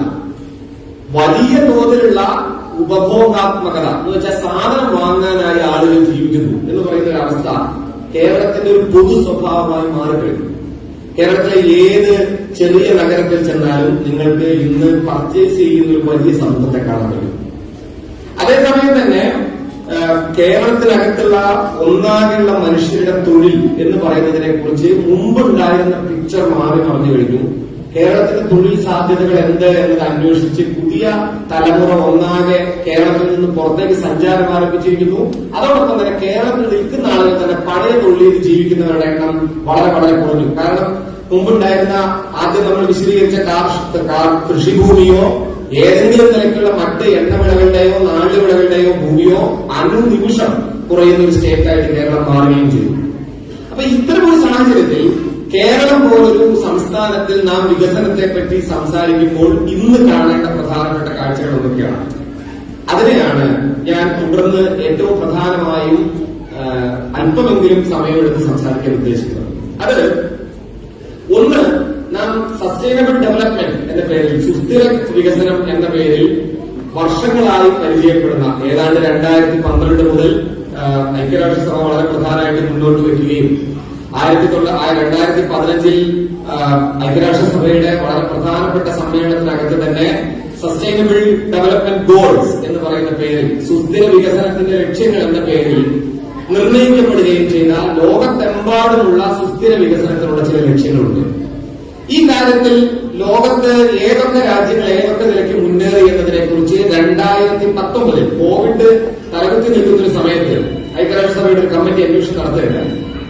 മറ്റെല്ലാ കാര്യങ്ങളിലും അന്വേഷിച്ചാൽ മുമ്പിലെത്തുന്ന രാജ്യങ്ങൾ തന്നെയാണ് അവിടെ മുന്നിലെത്തിയത് സ്കാൻഡിനേവിയൻ കൺട്രീസ് ആയിരുന്നു. നമുക്കറിയാം, നോർവേ, ഫിൻലാൻഡ് പോലുള്ള രാജ്യങ്ങളാണ് അത്തരം അന്വേഷണങ്ങളിലും സ്വാഭാവികമായി മുന്നിലെത്തിയത്. പക്ഷെ അത് അത്ഭുതപ്പെടുത്തുന്ന ഒരു കാര്യമുണ്ട്. ഫിൻലൻഡിനോടൊപ്പം നിൽക്കുന്ന ശതമാനം, അതായത് 82.6% ഇന്ത്യയിലെ ഒരു പ്രദേശം മാത്രം നിലനിന്നു. അതിന്റെ പേര് കേരളം. അതെങ്ങനെ കേരളം നിലനിർത്തി? ഇതൊരു പ്രധാനപ്പെട്ട ചോദ്യമാണ്. ഞാൻ ഐക്യരാഷ്ട്രസഭയുടെ ഈ സസ്റ്റൈനബിൾ ഡെവലപ്മെന്റ് ഗോൾസിന്റെ മുഴുവൻ കാര്യങ്ങൾ വിശദീകരിക്കാൻ പറ്റുന്നില്ല. പ്രധാനപ്പെട്ട ചില പോയിന്റുകളിൽ കേരളം നടത്തിയ അന്വേഷണവും ഇന്ന് അനുഭവിക്കുന്ന പ്രതിസന്ധിയും നമ്മൾ ഓരോന്നായി എണ്ണി പറയുന്നത് നന്നായിരിക്കുമെന്ന് എനിക്ക് തോന്നുന്നു.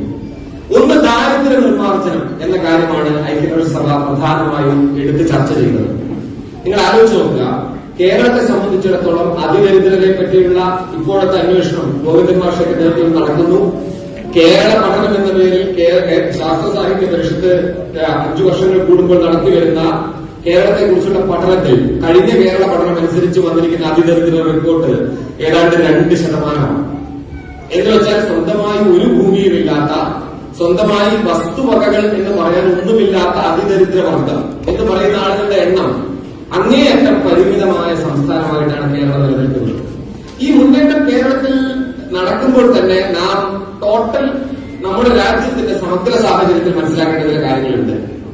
കഴിഞ്ഞ ഒരു കോവിഡ് കാലത്ത് മാത്രം ഇന്ത്യയിലെ ശതകോടീശ്വരന്മാരുടെ വളർച്ച എന്ന് പറയുന്നത് ഏതാണ്ട് 192%.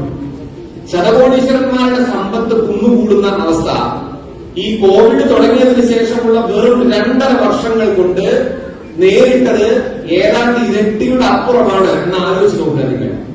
അതായത് 50 കോടി സ്വത്തുണ്ടായിരുന്ന ഒരാൾ 100 കോടി ആവുന്നതിനേക്കാളും എത്രയോ കൂടിയ തോതിലാണ് 100 കോടി സ്വത്തുണ്ടായിരുന്ന ആളുകൾ 200 500 കോടിയായി വളരുന്ന അവസ്ഥ ഉണ്ടാവുന്നത്.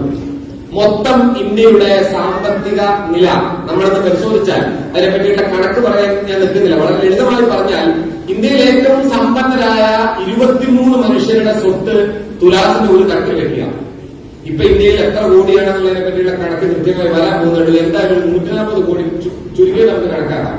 140 ആളുകളുടെ മുഴുവൻ സ്വത്തും അവരുടെ കയ്യിലുള്ള ഫ്രിഡ്ജ്, TV, വാഷിംഗ് മെഷീൻ, കിണ്ടി, പണ്ടാർ ഒക്കെ വേണമെങ്കിൽ അപ്പുറത്ത് വെച്ചോളൂ. എല്ലാം കൂടി വെച്ചാൽ ഈ 40 ചില്ലാനം ആളുകളുടെ തട്ട് താഴ്ന്നു, അല്ല 23 ആളുകളുടെ തട്ട് താഴ്ന്നു. അതായത് ഇന്ത്യയിൽ ഏറ്റവും സമ്പന്നരായ 23 പേർക്കുള്ള സ്വത്ത് ബാക്കി വരുന്ന ഇന്ത്യയിലെ നമ്മളടങ്ങുന്ന കോടിക്കണക്കിന് മനുഷ്യരുടെ മൊത്തം സ്വത്ത് കൂട്ടിയിൽ കിട്ടില്ല. ഞാൻ പറഞ്ഞത് ഇത്ര കണ്ട് സാമ്പത്തികമായ മൂലധനത്തിന്റെ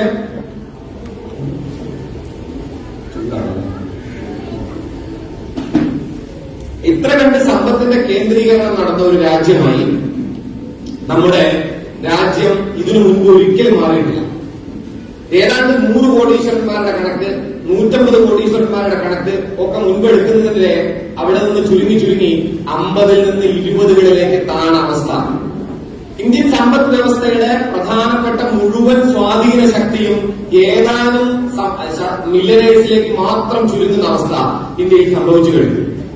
ഇതുകൊണ്ട് ഇന്ത്യൻ മുതലാളിത്തം എന്ന് പറയുന്നത്, ക്രോണി ക്യാപിറ്റലിസം, ചങ്ങാത്ത മുതലാളിത്തം എന്ന് പറയുന്നത് ഇന്ന് ഒരു അക്കാദമിക് കുടുംബത്തെ ചർച്ചാ വിഷയമല്ല, നാട്ടുകാർക്ക് മനസ്സിലാവുന്ന ഒരു കാര്യമാണ്. അതായത് നമ്മുടെ മുഖ്യമന്ത്രിയുടെ ഭാഷയിലുള്ള ഒക്കെ ചങ്ങായിമാരാണ് ഇന്ത്യൻ ഭരണകൂടവും ഇന്ത്യയിലെ പണക്കാരും. ഇന്ത്യയിലെ പണക്കാരുടെ ഒക്കെ ചങ്ങായിമാരാണ് ഇപ്പോൾ ഇന്ത്യൻ സമ്പന്നർ എന്ന് വന്നു കഴിഞ്ഞിരിക്കുന്നു. നിങ്ങൾ ആലോചിച്ച് നോക്കൂ, ഇന്ത്യയിൽ മുമ്പ് എപ്പോഴെങ്കിലും ഒരു സിമ്മിന്റെ പരസ്യത്തിനൊക്കെ ഒരു പ്രധാനമന്ത്രി നിന്ന് തന്നിട്ടുണ്ടോ? ഈ ജിയോ സിം ഇറങ്ങിയത് മുതൽ അതിന്റെ പ്രധാനപ്പെട്ട മോഡൽ ഇന്ത്യൻ പ്രധാനമന്ത്രിയാണ്. ജിയോ സിമ്മും ആദ്യം അവതരിപ്പിച്ചപ്പോൾ തന്നെ അദ്ദേഹത്തിന്റെ ഒരു ചിത്രമാണ് ഉണ്ടായിരുന്നത്. എവിടെ നിന്നാണ് നമ്മളിവിടെ എത്തിയതെന്ന് നിങ്ങൾ ആലോചിച്ച് നോക്കണം. സോമനാഥ ക്ഷേത്രം പുനർനിർമ്മാണം നടത്തിയതിനു ശേഷം സോമനാഥ ക്ഷേത്രത്തിന്റെ പുനഃപ്രതിഷ്ഠാ ചടങ്ങിന് പ്രധാനമന്ത്രിയെ ക്ഷണിക്കുമ്പോൾ ഞാൻ ഒരു പ്രത്യേക ജനസമൂഹത്തിന്റെ മാത്രം ജനപ്രതിനിധി അല്ലാത്തതുകൊണ്ട് എനിക്ക് വരാൻ കഴിയില്ല എന്ന് പറഞ്ഞ ജവഹർലാൽ നെഹ്റുവിൽ നിന്ന് നടന്നാണ് നമ്മൾ ഒരു പള്ളി പൊളിച്ച് ആ പള്ളിയുടെ സ്ഥാനത്ത് മറ്റൊരു അമ്പലം കിട്ടുമ്പോൾ അതിന്റെ സ്ഥാപനത്തിന് പോയി കല്ല് പിടിച്ചു കൊടുക്കുന്ന ഒരു പ്രധാനമന്ത്രിയിലേക്ക് നടന്നെത്തുന്നത്. നമ്മുടെ രാജ്യം സഞ്ചരിച്ചു തീർത്ത ദൂരമാണ് പറഞ്ഞത്. അങ്ങനെ ശതകോടീശ്വരന്മാരുമായിട്ടുള്ള ഒരു കമ്പനി, ഒരു ഒക്ക ചങ്ങായിത്തം കൊണ്ട് മൊത്തത്തിൽ ഈ ചങ്ങാത്ത മുതലാളിത്തത്തിന്റെ സേവകരായി മാറിയ ഇന്ത്യൻ ഭരണകൂടം ഇന്ത്യയിലെ കോടിക്കണക്കിന് വരുന്ന പാവപ്പെട്ട മനുഷ്യരെ കുറിച്ച്, ദാരിദ്ര്യത്തെ കുറിച്ച് ഒട്ടും തന്നെ ചിന്തിക്കുന്നില്ല. അതുകൊണ്ട് ഐക്യരാഷ്ട്രസഭയുടെ കണക്കിൽ ടോട്ടൽ ഇന്ത്യ എടുത്താൽ 143-ലൊക്കെയാണ് ഇന്ത്യ നിൽക്കുന്നത്. ഞാനതിന്റെ സ്റ്റാറ്റിസ്റ്റിക്സ് മാത്രമായി പറയുന്നു നിങ്ങൾ കരുതരുത്. സ്റ്റാറ്റിസ്റ്റിക്സിനേക്കാൾ പ്രധാനം ഇന്ത്യയിലെ ഈ പ്രശ്നമാണ്. വിശപ്പ് നിർമ്മാർജ്ജനം എന്നത് രണ്ടാമത്തെ മറ്റൊരു പ്രശ്നമായി ഐക്യരാഷ്ട്രസഭ കാണുന്നുണ്ട്. വിശപ്പ് മാറ്റാൻ ഇന്ത്യയിലെമ്പാടുമുള്ള ലോകത്തെമ്പാടുമുള്ള മനുഷ്യർക്ക് വിശപ്പ് മാറ്റാനായി രാജ്യങ്ങൾ എത്ര വേണ്ടി ശ്രമിച്ചു എന്നുള്ള കണക്ക്, ആ കണക്ക് നോക്കിയാൽ 2017 വരെയുള്ള കണക്കിൽ ഏതാണ്ട് 821 ദശലക്ഷം പേർക്ക് ലോകത്തെമ്പാടും പോഷകാഹാരമില്ലെങ്കിൽ അതിൽ ഏതാണ്ട് 70 ദശലക്ഷത്തിൽ പരം വരുന്ന മനുഷ്യർ. അതായത് ഇന്ത്യയുടെ അത്രയും കൂടുതൽ ആളുകൾക്ക് പോഷകാഹാരക്കുറവുള്ള മറ്റൊരു രാജ്യമില്ല. 1ാം സ്ഥാനത്താണ് ഇന്ത്യ നിൽക്കുന്നത്. ഞാൻ പറഞ്ഞത് ഇന്ത്യ ഇത്രയും വലിയൊരു പ്രതിസന്ധി നേരിടുമ്പോൾ പോലും എങ്ങനെയാണ് കേരളത്തിൽ അവിടെ നിന്ന് മാറിയുള്ള ഒരു തലം യഥാർത്ഥത്തിൽ രൂപപ്പെട്ടു വന്നത്? അത് നമ്മൾ പരിശോധിച്ചാൽ ഞാൻ കരുതുന്നത് പ്രധാനമായും 2 രംഗത്തെ മുന്നേറ്റങ്ങളാണ് എന്നാണ്. ഒന്ന് ആരോഗ്യരംഗമാണ്, മറ്റൊന്ന് നമ്മുടെ വിദ്യാഭ്യാസ രംഗമാണ്. ഈ 2 കാര്യങ്ങളിൽ നമ്മൾ നേടിയ മുന്നേറ്റമാണ്, നമ്മൾ നേടിയ വളരെ സ്റ്റേബിളായ, വളരെ സുസ്ഥിരമായ നമ്മുടെ മുന്നേറ്റമാണ് യഥാർത്ഥത്തിൽ കേരളത്തിന്റെ വികസനത്തിന്റെ അടിത്തറ ഭാഗം. നമ്മള് കേരളത്തിന്റെ മനുഷ്യർക്ക് ഒരു പൊതു സ്വഭാവമുണ്ട്. ഞാൻ പറയാറുണ്ട്, പണ്ടൊക്കെ എന്തായിരുന്നു എന്ന് പറയാൻ നമുക്കൊരു പൊതു സ്വഭാവമുണ്ട്. ഇംഗ്ലീഷുകാർ അതിനെ വിക്ടോറിയൻ സ്പിരിറ്റ് എന്നൊക്കെ പറയും. വിക്ടോറിയ രാജ്ഞിയുടെ കാലത്തൊക്കെ കേമായിരുന്നു എന്ന് പറയുന്ന പോലെ മലയാളിസിനെ പണ്ട് കേമായിരുന്നു എന്ന് പറയും. പണ്ടൊക്കെ എന്തായിരുന്നു തേങ്ങ, പണ്ടൊക്കെ എന്തായിരുന്നു ചക്ക, പണ്ടൊക്കെ എന്തായിരുന്നു മാങ്ങ, അത് തിന്നുന്നതിന് ടേസ്റ്റ് ഇന്നത്തെ മാങ്ങയ്ക്കുണ്ടോ? അങ്ങനെയാണ് നമുക്ക് പൊതുവെ അങ്ങനെയാണ്. പണ്ട് കേമായിരുന്നു. അത് നമുക്ക് എല്ലാവർക്കും പ്രായമാകുമ്പോൾ ഉണ്ടാകുന്ന ഒരു വികാരമാണ്. ഞാൻ കരുതാറുണ്ട് കേരളത്തിലെ സാഹിത്യകാരന്മാർ, കവികൾ, ഇവർക്കൊക്കെ പൊതുവെ പ്രായമായി കഴിഞ്ഞാൽ ഈ പണ്ടത്തെ കാര്യങ്ങളെ പറ്റി അവർ പറഞ്ഞുകൊണ്ടിരിക്കും. കണ്ടിട്ടില്ല? കൊച്ചിയിലെ ഒരു പഴഞ്ചൊല്ല് പോലെ നാട്ടുവെളിച്ചം നിറഞ്ഞ വഴികളായിരുന്നു പണ്ട് തൃക്കാപ്പുരയിൽ ഉണ്ടായിരുന്നത്. KGS മാഷ് കരുതുന്നു. ആ വഴിയൊക്കെ ഭയങ്കര രസമാണ്. പഴഞ്ചൊല്ല് പോലെ നാട്ടുവെളിച്ചം നിറഞ്ഞ വഴികൾ. പഴഞ്ചൊല്ലിൽ അത്ര നാട്ടുവെളിച്ചം പോകുന്ന എനിക്ക് സംശയമില്ല. അത് വേറെ കാര്യം. ഈ പുത്തനച്ചി പുറപ്പുറം തൂക്കും, മറ്റേ എന്താ പറയാ ചെമ്മീൻ ചാടിയ മുട്ടോളം എന്നൊക്കെ പറയുന്ന ഒരുപാട് പേരാണല്ലോ ഈ പഴഞ്ചൊല്ല്. അതിൽ അത്ര വെളിച്ചമൊന്നും ഞാൻ കണ്ടിട്ടില്ല. ഭയങ്കര ഇരുട്ടുള്ള കാര്യമാണ് കേരളത്തിലെ പഴഞ്ചൊല്ലുകൾ. അതുപോട്ടെ, ഞാൻ അതിനെ എടുക്കാൻ നിൽക്കുന്നില്ല. പക്ഷേ അങ്ങനെ കേരളത്തിലെ വഴികൾക്ക് വെളിച്ചമൊക്കെ കിട്ടിയത് എന്നാൽ നമുക്കറിയാം. ഇലക്ട്രിസിറ്റി വന്നൊക്കെ പഴഞ്ചൊല്ലിന്റെ നാട്ടു വെളിച്ചങ്ങളൊന്നും റോഡ് പറഞ്ഞ് നടക്കാൻ പറ്റായിരുന്നു. പാമ്പ് വെളിച്ച ആളുകൾ ചെന്നുകൊണ്ടിരിക്കുകയായിരുന്നു. പക്ഷെ ഞാൻ പറഞ്ഞു വന്നത് ഇങ്ങനൊരു പ്രാചീന ഭൂതകാലത്തെ പറ്റിയുള്ള അമിതമായ കാൽപ്പനിക ബോധത്തിലാണ് മലയാളം നിൽക്കുന്നത്. പണ്ട് ഭയങ്കര സംഭവമായിരുന്നു. നിങ്ങൾ ചിന്തിച്ചാൽ മനസ്സിലാവും. ഈ കേരളത്തിൽ ഇപ്പൊ കഴിഞ്ഞ ദിവസം പോലും കേരളത്തിൽ സമരം നടക്കുന്നതിന്റെ ഭാഗമായി തിരുവനന്തപുരത്ത് കൂടിയ യോഗത്തിൽ ബിജെപിയുടെ പ്രധാനപ്പെട്ട നേതാവ് നിന്ന് പ്രസംഗിക്കുന്നത് കേരളത്തെ കേരളമാക്കി തീർത്തത് രാജാക്കന്മാരാണ് എന്നും അന്നത്തെ കാലത്ത് ഉണ്ടായിരുന്ന വഴിയൊന്നും ഇന്ന് തിരുവനന്തപുരത്ത് ഇല്ല എന്നൊക്കെയാണ്. അദ്ദേഹത്തിന് തോന്നുന്നു ഒന്നും ചെയ്യാൻ പറ്റില്ല. മാർത്താണ്ഡവർമ്മയുടെ കാലം നിലനിർത്താനായി ഞങ്ങൾ വോട്ട് ചെയ്യുക എന്നൊക്കെ പ്രസംഗിക്കുന്ന ആളുകളാണ്. അപ്പോ നിങ്ങൾ ആലോചിക്കുന്ന ഒരു കാര്യമുണ്ട്. ഈ രാജാക്കന്മാരുടെ കാര്യം പറയുമ്പോ ഞാൻ വികസനവുമായി ബന്ധപ്പെട്ട് മാത്രം ഒരു കാര്യം സൂചിപ്പിക്കുകയാണ്. കേരളത്തിൽ ഏറ്റവും നന്നായി ജീവിക്കാൻ, ഏറ്റവും സമാധാനപൂർണമായി, സമാധാനം വിട്ടേക്ക് വേറെ സമാധാനക്കുറവുണ്ടായിരുന്നു, ശരി, കേരളത്തിൽ ഏറ്റവും സാമ്പത്തിക സുരക്ഷിതത്വത്തോടുകൂടി ആഡംബരത്തോടുകൂടി വേണ്ടത്ര വൈദ്യുതി വീഴ്ചയൊക്കെ കിട്ടി ജീവിക്കാൻ കെൽപ്പുണ്ടായിരുന്ന ഒന്നാമത്തെ ആളുകളെ നമ്മൾ എടുത്താൽ അത് തിരുവിതാംകൂർ രാജാക്കന്മാരായിരുന്നു. എല്ലാവർക്കും തർക്കമുണ്ടായിരുന്നു. തിരുവിതാംകൂർ രാജാക്കന്മാരുടെ ആയുസ് നിന്നത് പരിശോധിച്ച നല്ല രസമായിരിക്കും. അനിലം തിരുനാൾ എന്ന് പറയുന്ന ഒരാൾ മാത്രമേ ഏതാണ്ട് ഒരു 70 വയസ്സ് കാണുന്നുണ്ട്. ബാക്കിയൊക്കെ എടുത്തോളൂ. 40 കഴിഞ്ഞ രാജാക്കന്മാരെ കിട്ടാൻ ബുദ്ധിമുട്ടാണ്. സ്വാതി തിരുനാൾ, ശ്രീമൂലം തിരുനാൾ, മാർത്താണ്ഡവർമ്മ 52, 53, 40, 36, 38, 39 ഇങ്ങനെയാണ് പോവാ. സ്വാതി മുഴുവൻ രാജാക്കന്മാരും 50 വയസ്സിന് താഴെ എത്തിയുണ്ടാവും മരിച്ചത്. അതേ ജ്യോത്സ്യന്മാർക്ക് വേറെ വിധിക്കപ്പെട്ടു. അകാല മൃത്യു ഒക്കെയാണ്. ഒറ്റ കാര്യങ്ങൾ ആലോചിച്ചാൽ മതി. പണ്ട് നമ്മുടെ കേരളത്തിൽ ഷഷ്ടിപൂർത്തി ആഘോഷം വളരെ പ്രധാനമായിരുന്നു. ഷഷ്ടിപൂർത്തി ആഘോഷത്തിന് ഒരു ബഹളം ഉണ്ടായിരുന്നു കേരളത്തിൽ. ഇന്ന് ആൾക്കാരും നമ്മൾ ഷഷ്ടിപൂർത്തി ആഘോഷിക്കുന്നില്ല. എന്തായിരിക്കും കാരണം? ഇന്ന് ഷഷ്ടിപൂർത്തി ആഘോഷിക്കുന്ന അത്ഭുതമല്ല. 60 വയസ്സൊരാൾക്കാവുന്നു എന്ന് പറഞ്ഞാൽ പണ്ട് ഇന്ദിരേഖയിൽ സൂര്യനമ്പൂതിരിപ്പാടിനെ പറ്റി പറഞ്ഞ പോലെ യൗവനം വന്നുകൂടി എന്നൊക്കെ ഇപ്പൊ കണക്കാക്കുന്നുള്ളൂ. ഏതാണ്ട് സൂര്യനമ്പൂതിരിപ്പാടിന് യൗവനം വന്നുകൂടി എന്ന് കൊളക്കരയിലെ ചർച്ച നടത്തിയായിരുന്നു. 60 വയസ്സൊക്കെ ആകുമ്പോൾ ഏതാണ്ട് യൗവനപ്രാപ്തിയായി എന്ന് കരുതുന്ന ഒരു മലയാളി രൂപപ്പെട്ടു കഴിഞ്ഞു.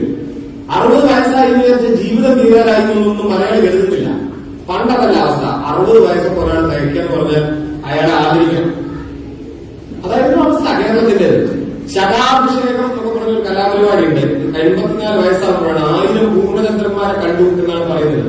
ഞാൻ ഈ കുറച്ച് ആകാശ നിരീക്ഷണത്തിൽ ജ്യോതിശാസ്ത്രത്തിൽ താല്പര്യമുള്ളതുകൊണ്ട് ഞാൻ പറയാറുണ്ട്, അങ്ങനെ ഒരാളും 84 പൂർണ്ണചന്ദ്രന്മാരെ കണ്ടിട്ടുണ്ടാവില്ല. സാധാരണ നിരക്ക് ആകാശം നോക്കുന്ന ഒരു ശീലമേ ഇല്ലാത്ത സമൂഹം നമ്മൾ. കുട്ടികൾ മാത്രമേ ആകാശത്തേക്ക് നോക്കാറുള്ളൂ. നമ്മൾ പൊതുവെ ആകാശത്തേക്ക് നോക്കാറില്ലല്ലോ.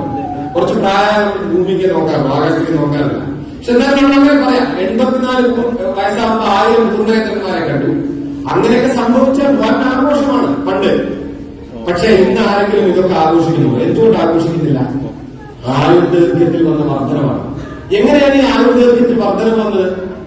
ഇവിടെ ജൈവ പച്ചക്കറി വേണം. ഇപ്പൊ പച്ചക്കറി മോശമായതുകൊണ്ട് മലയാളിയുടെ ആരോഗ്യം കുറയാണ്. ശരി, സമ്മതിച്ചു. പണ്ട് ജൈവ പച്ചക്കറിയായിരുന്നു, പണ്ട് രാസവളമില്ലല്ലോ. എന്നിട്ട് എന്താണ് ഈ തിരുവിതാംകൂർ രാജാക്കന്മാർ പോലും ഇത്രയും ചെറിയ പ്രായത്തിൽ മരിച്ചുപോയിക്കൊണ്ടിരുന്നത്? നിങ്ങളൊക്കെ നിങ്ങളുടെ വീട്ടിലെ കാരണവന്മാരുടെ ചരിത്രം ഒന്ന് ആലോചിച്ച് നോക്കിയാൽ ഒരു വീട്ടിൽ 10 മക്കളുണ്ടാവും. 10 മക്കൾ 2-3 ആളുടെ ചെറുപ്പത്തിൽ മരിച്ചുപോയിട്ടുണ്ടാവും. അങ്ങനെയല്ലാതെ ഒരു വീടും പൊതുവെ കേരളത്തിലില്ല. 10 മക്കളും 12 മക്കളും ഉണ്ടാകുന്നു. അതിൽ കുറച്ച് കുട്ടികൾ മരിച്ചു പോകുന്നു. ചിലരൊക്കെ എങ്ങനെയൊക്കെ ജീവിച്ചു വരുന്നു.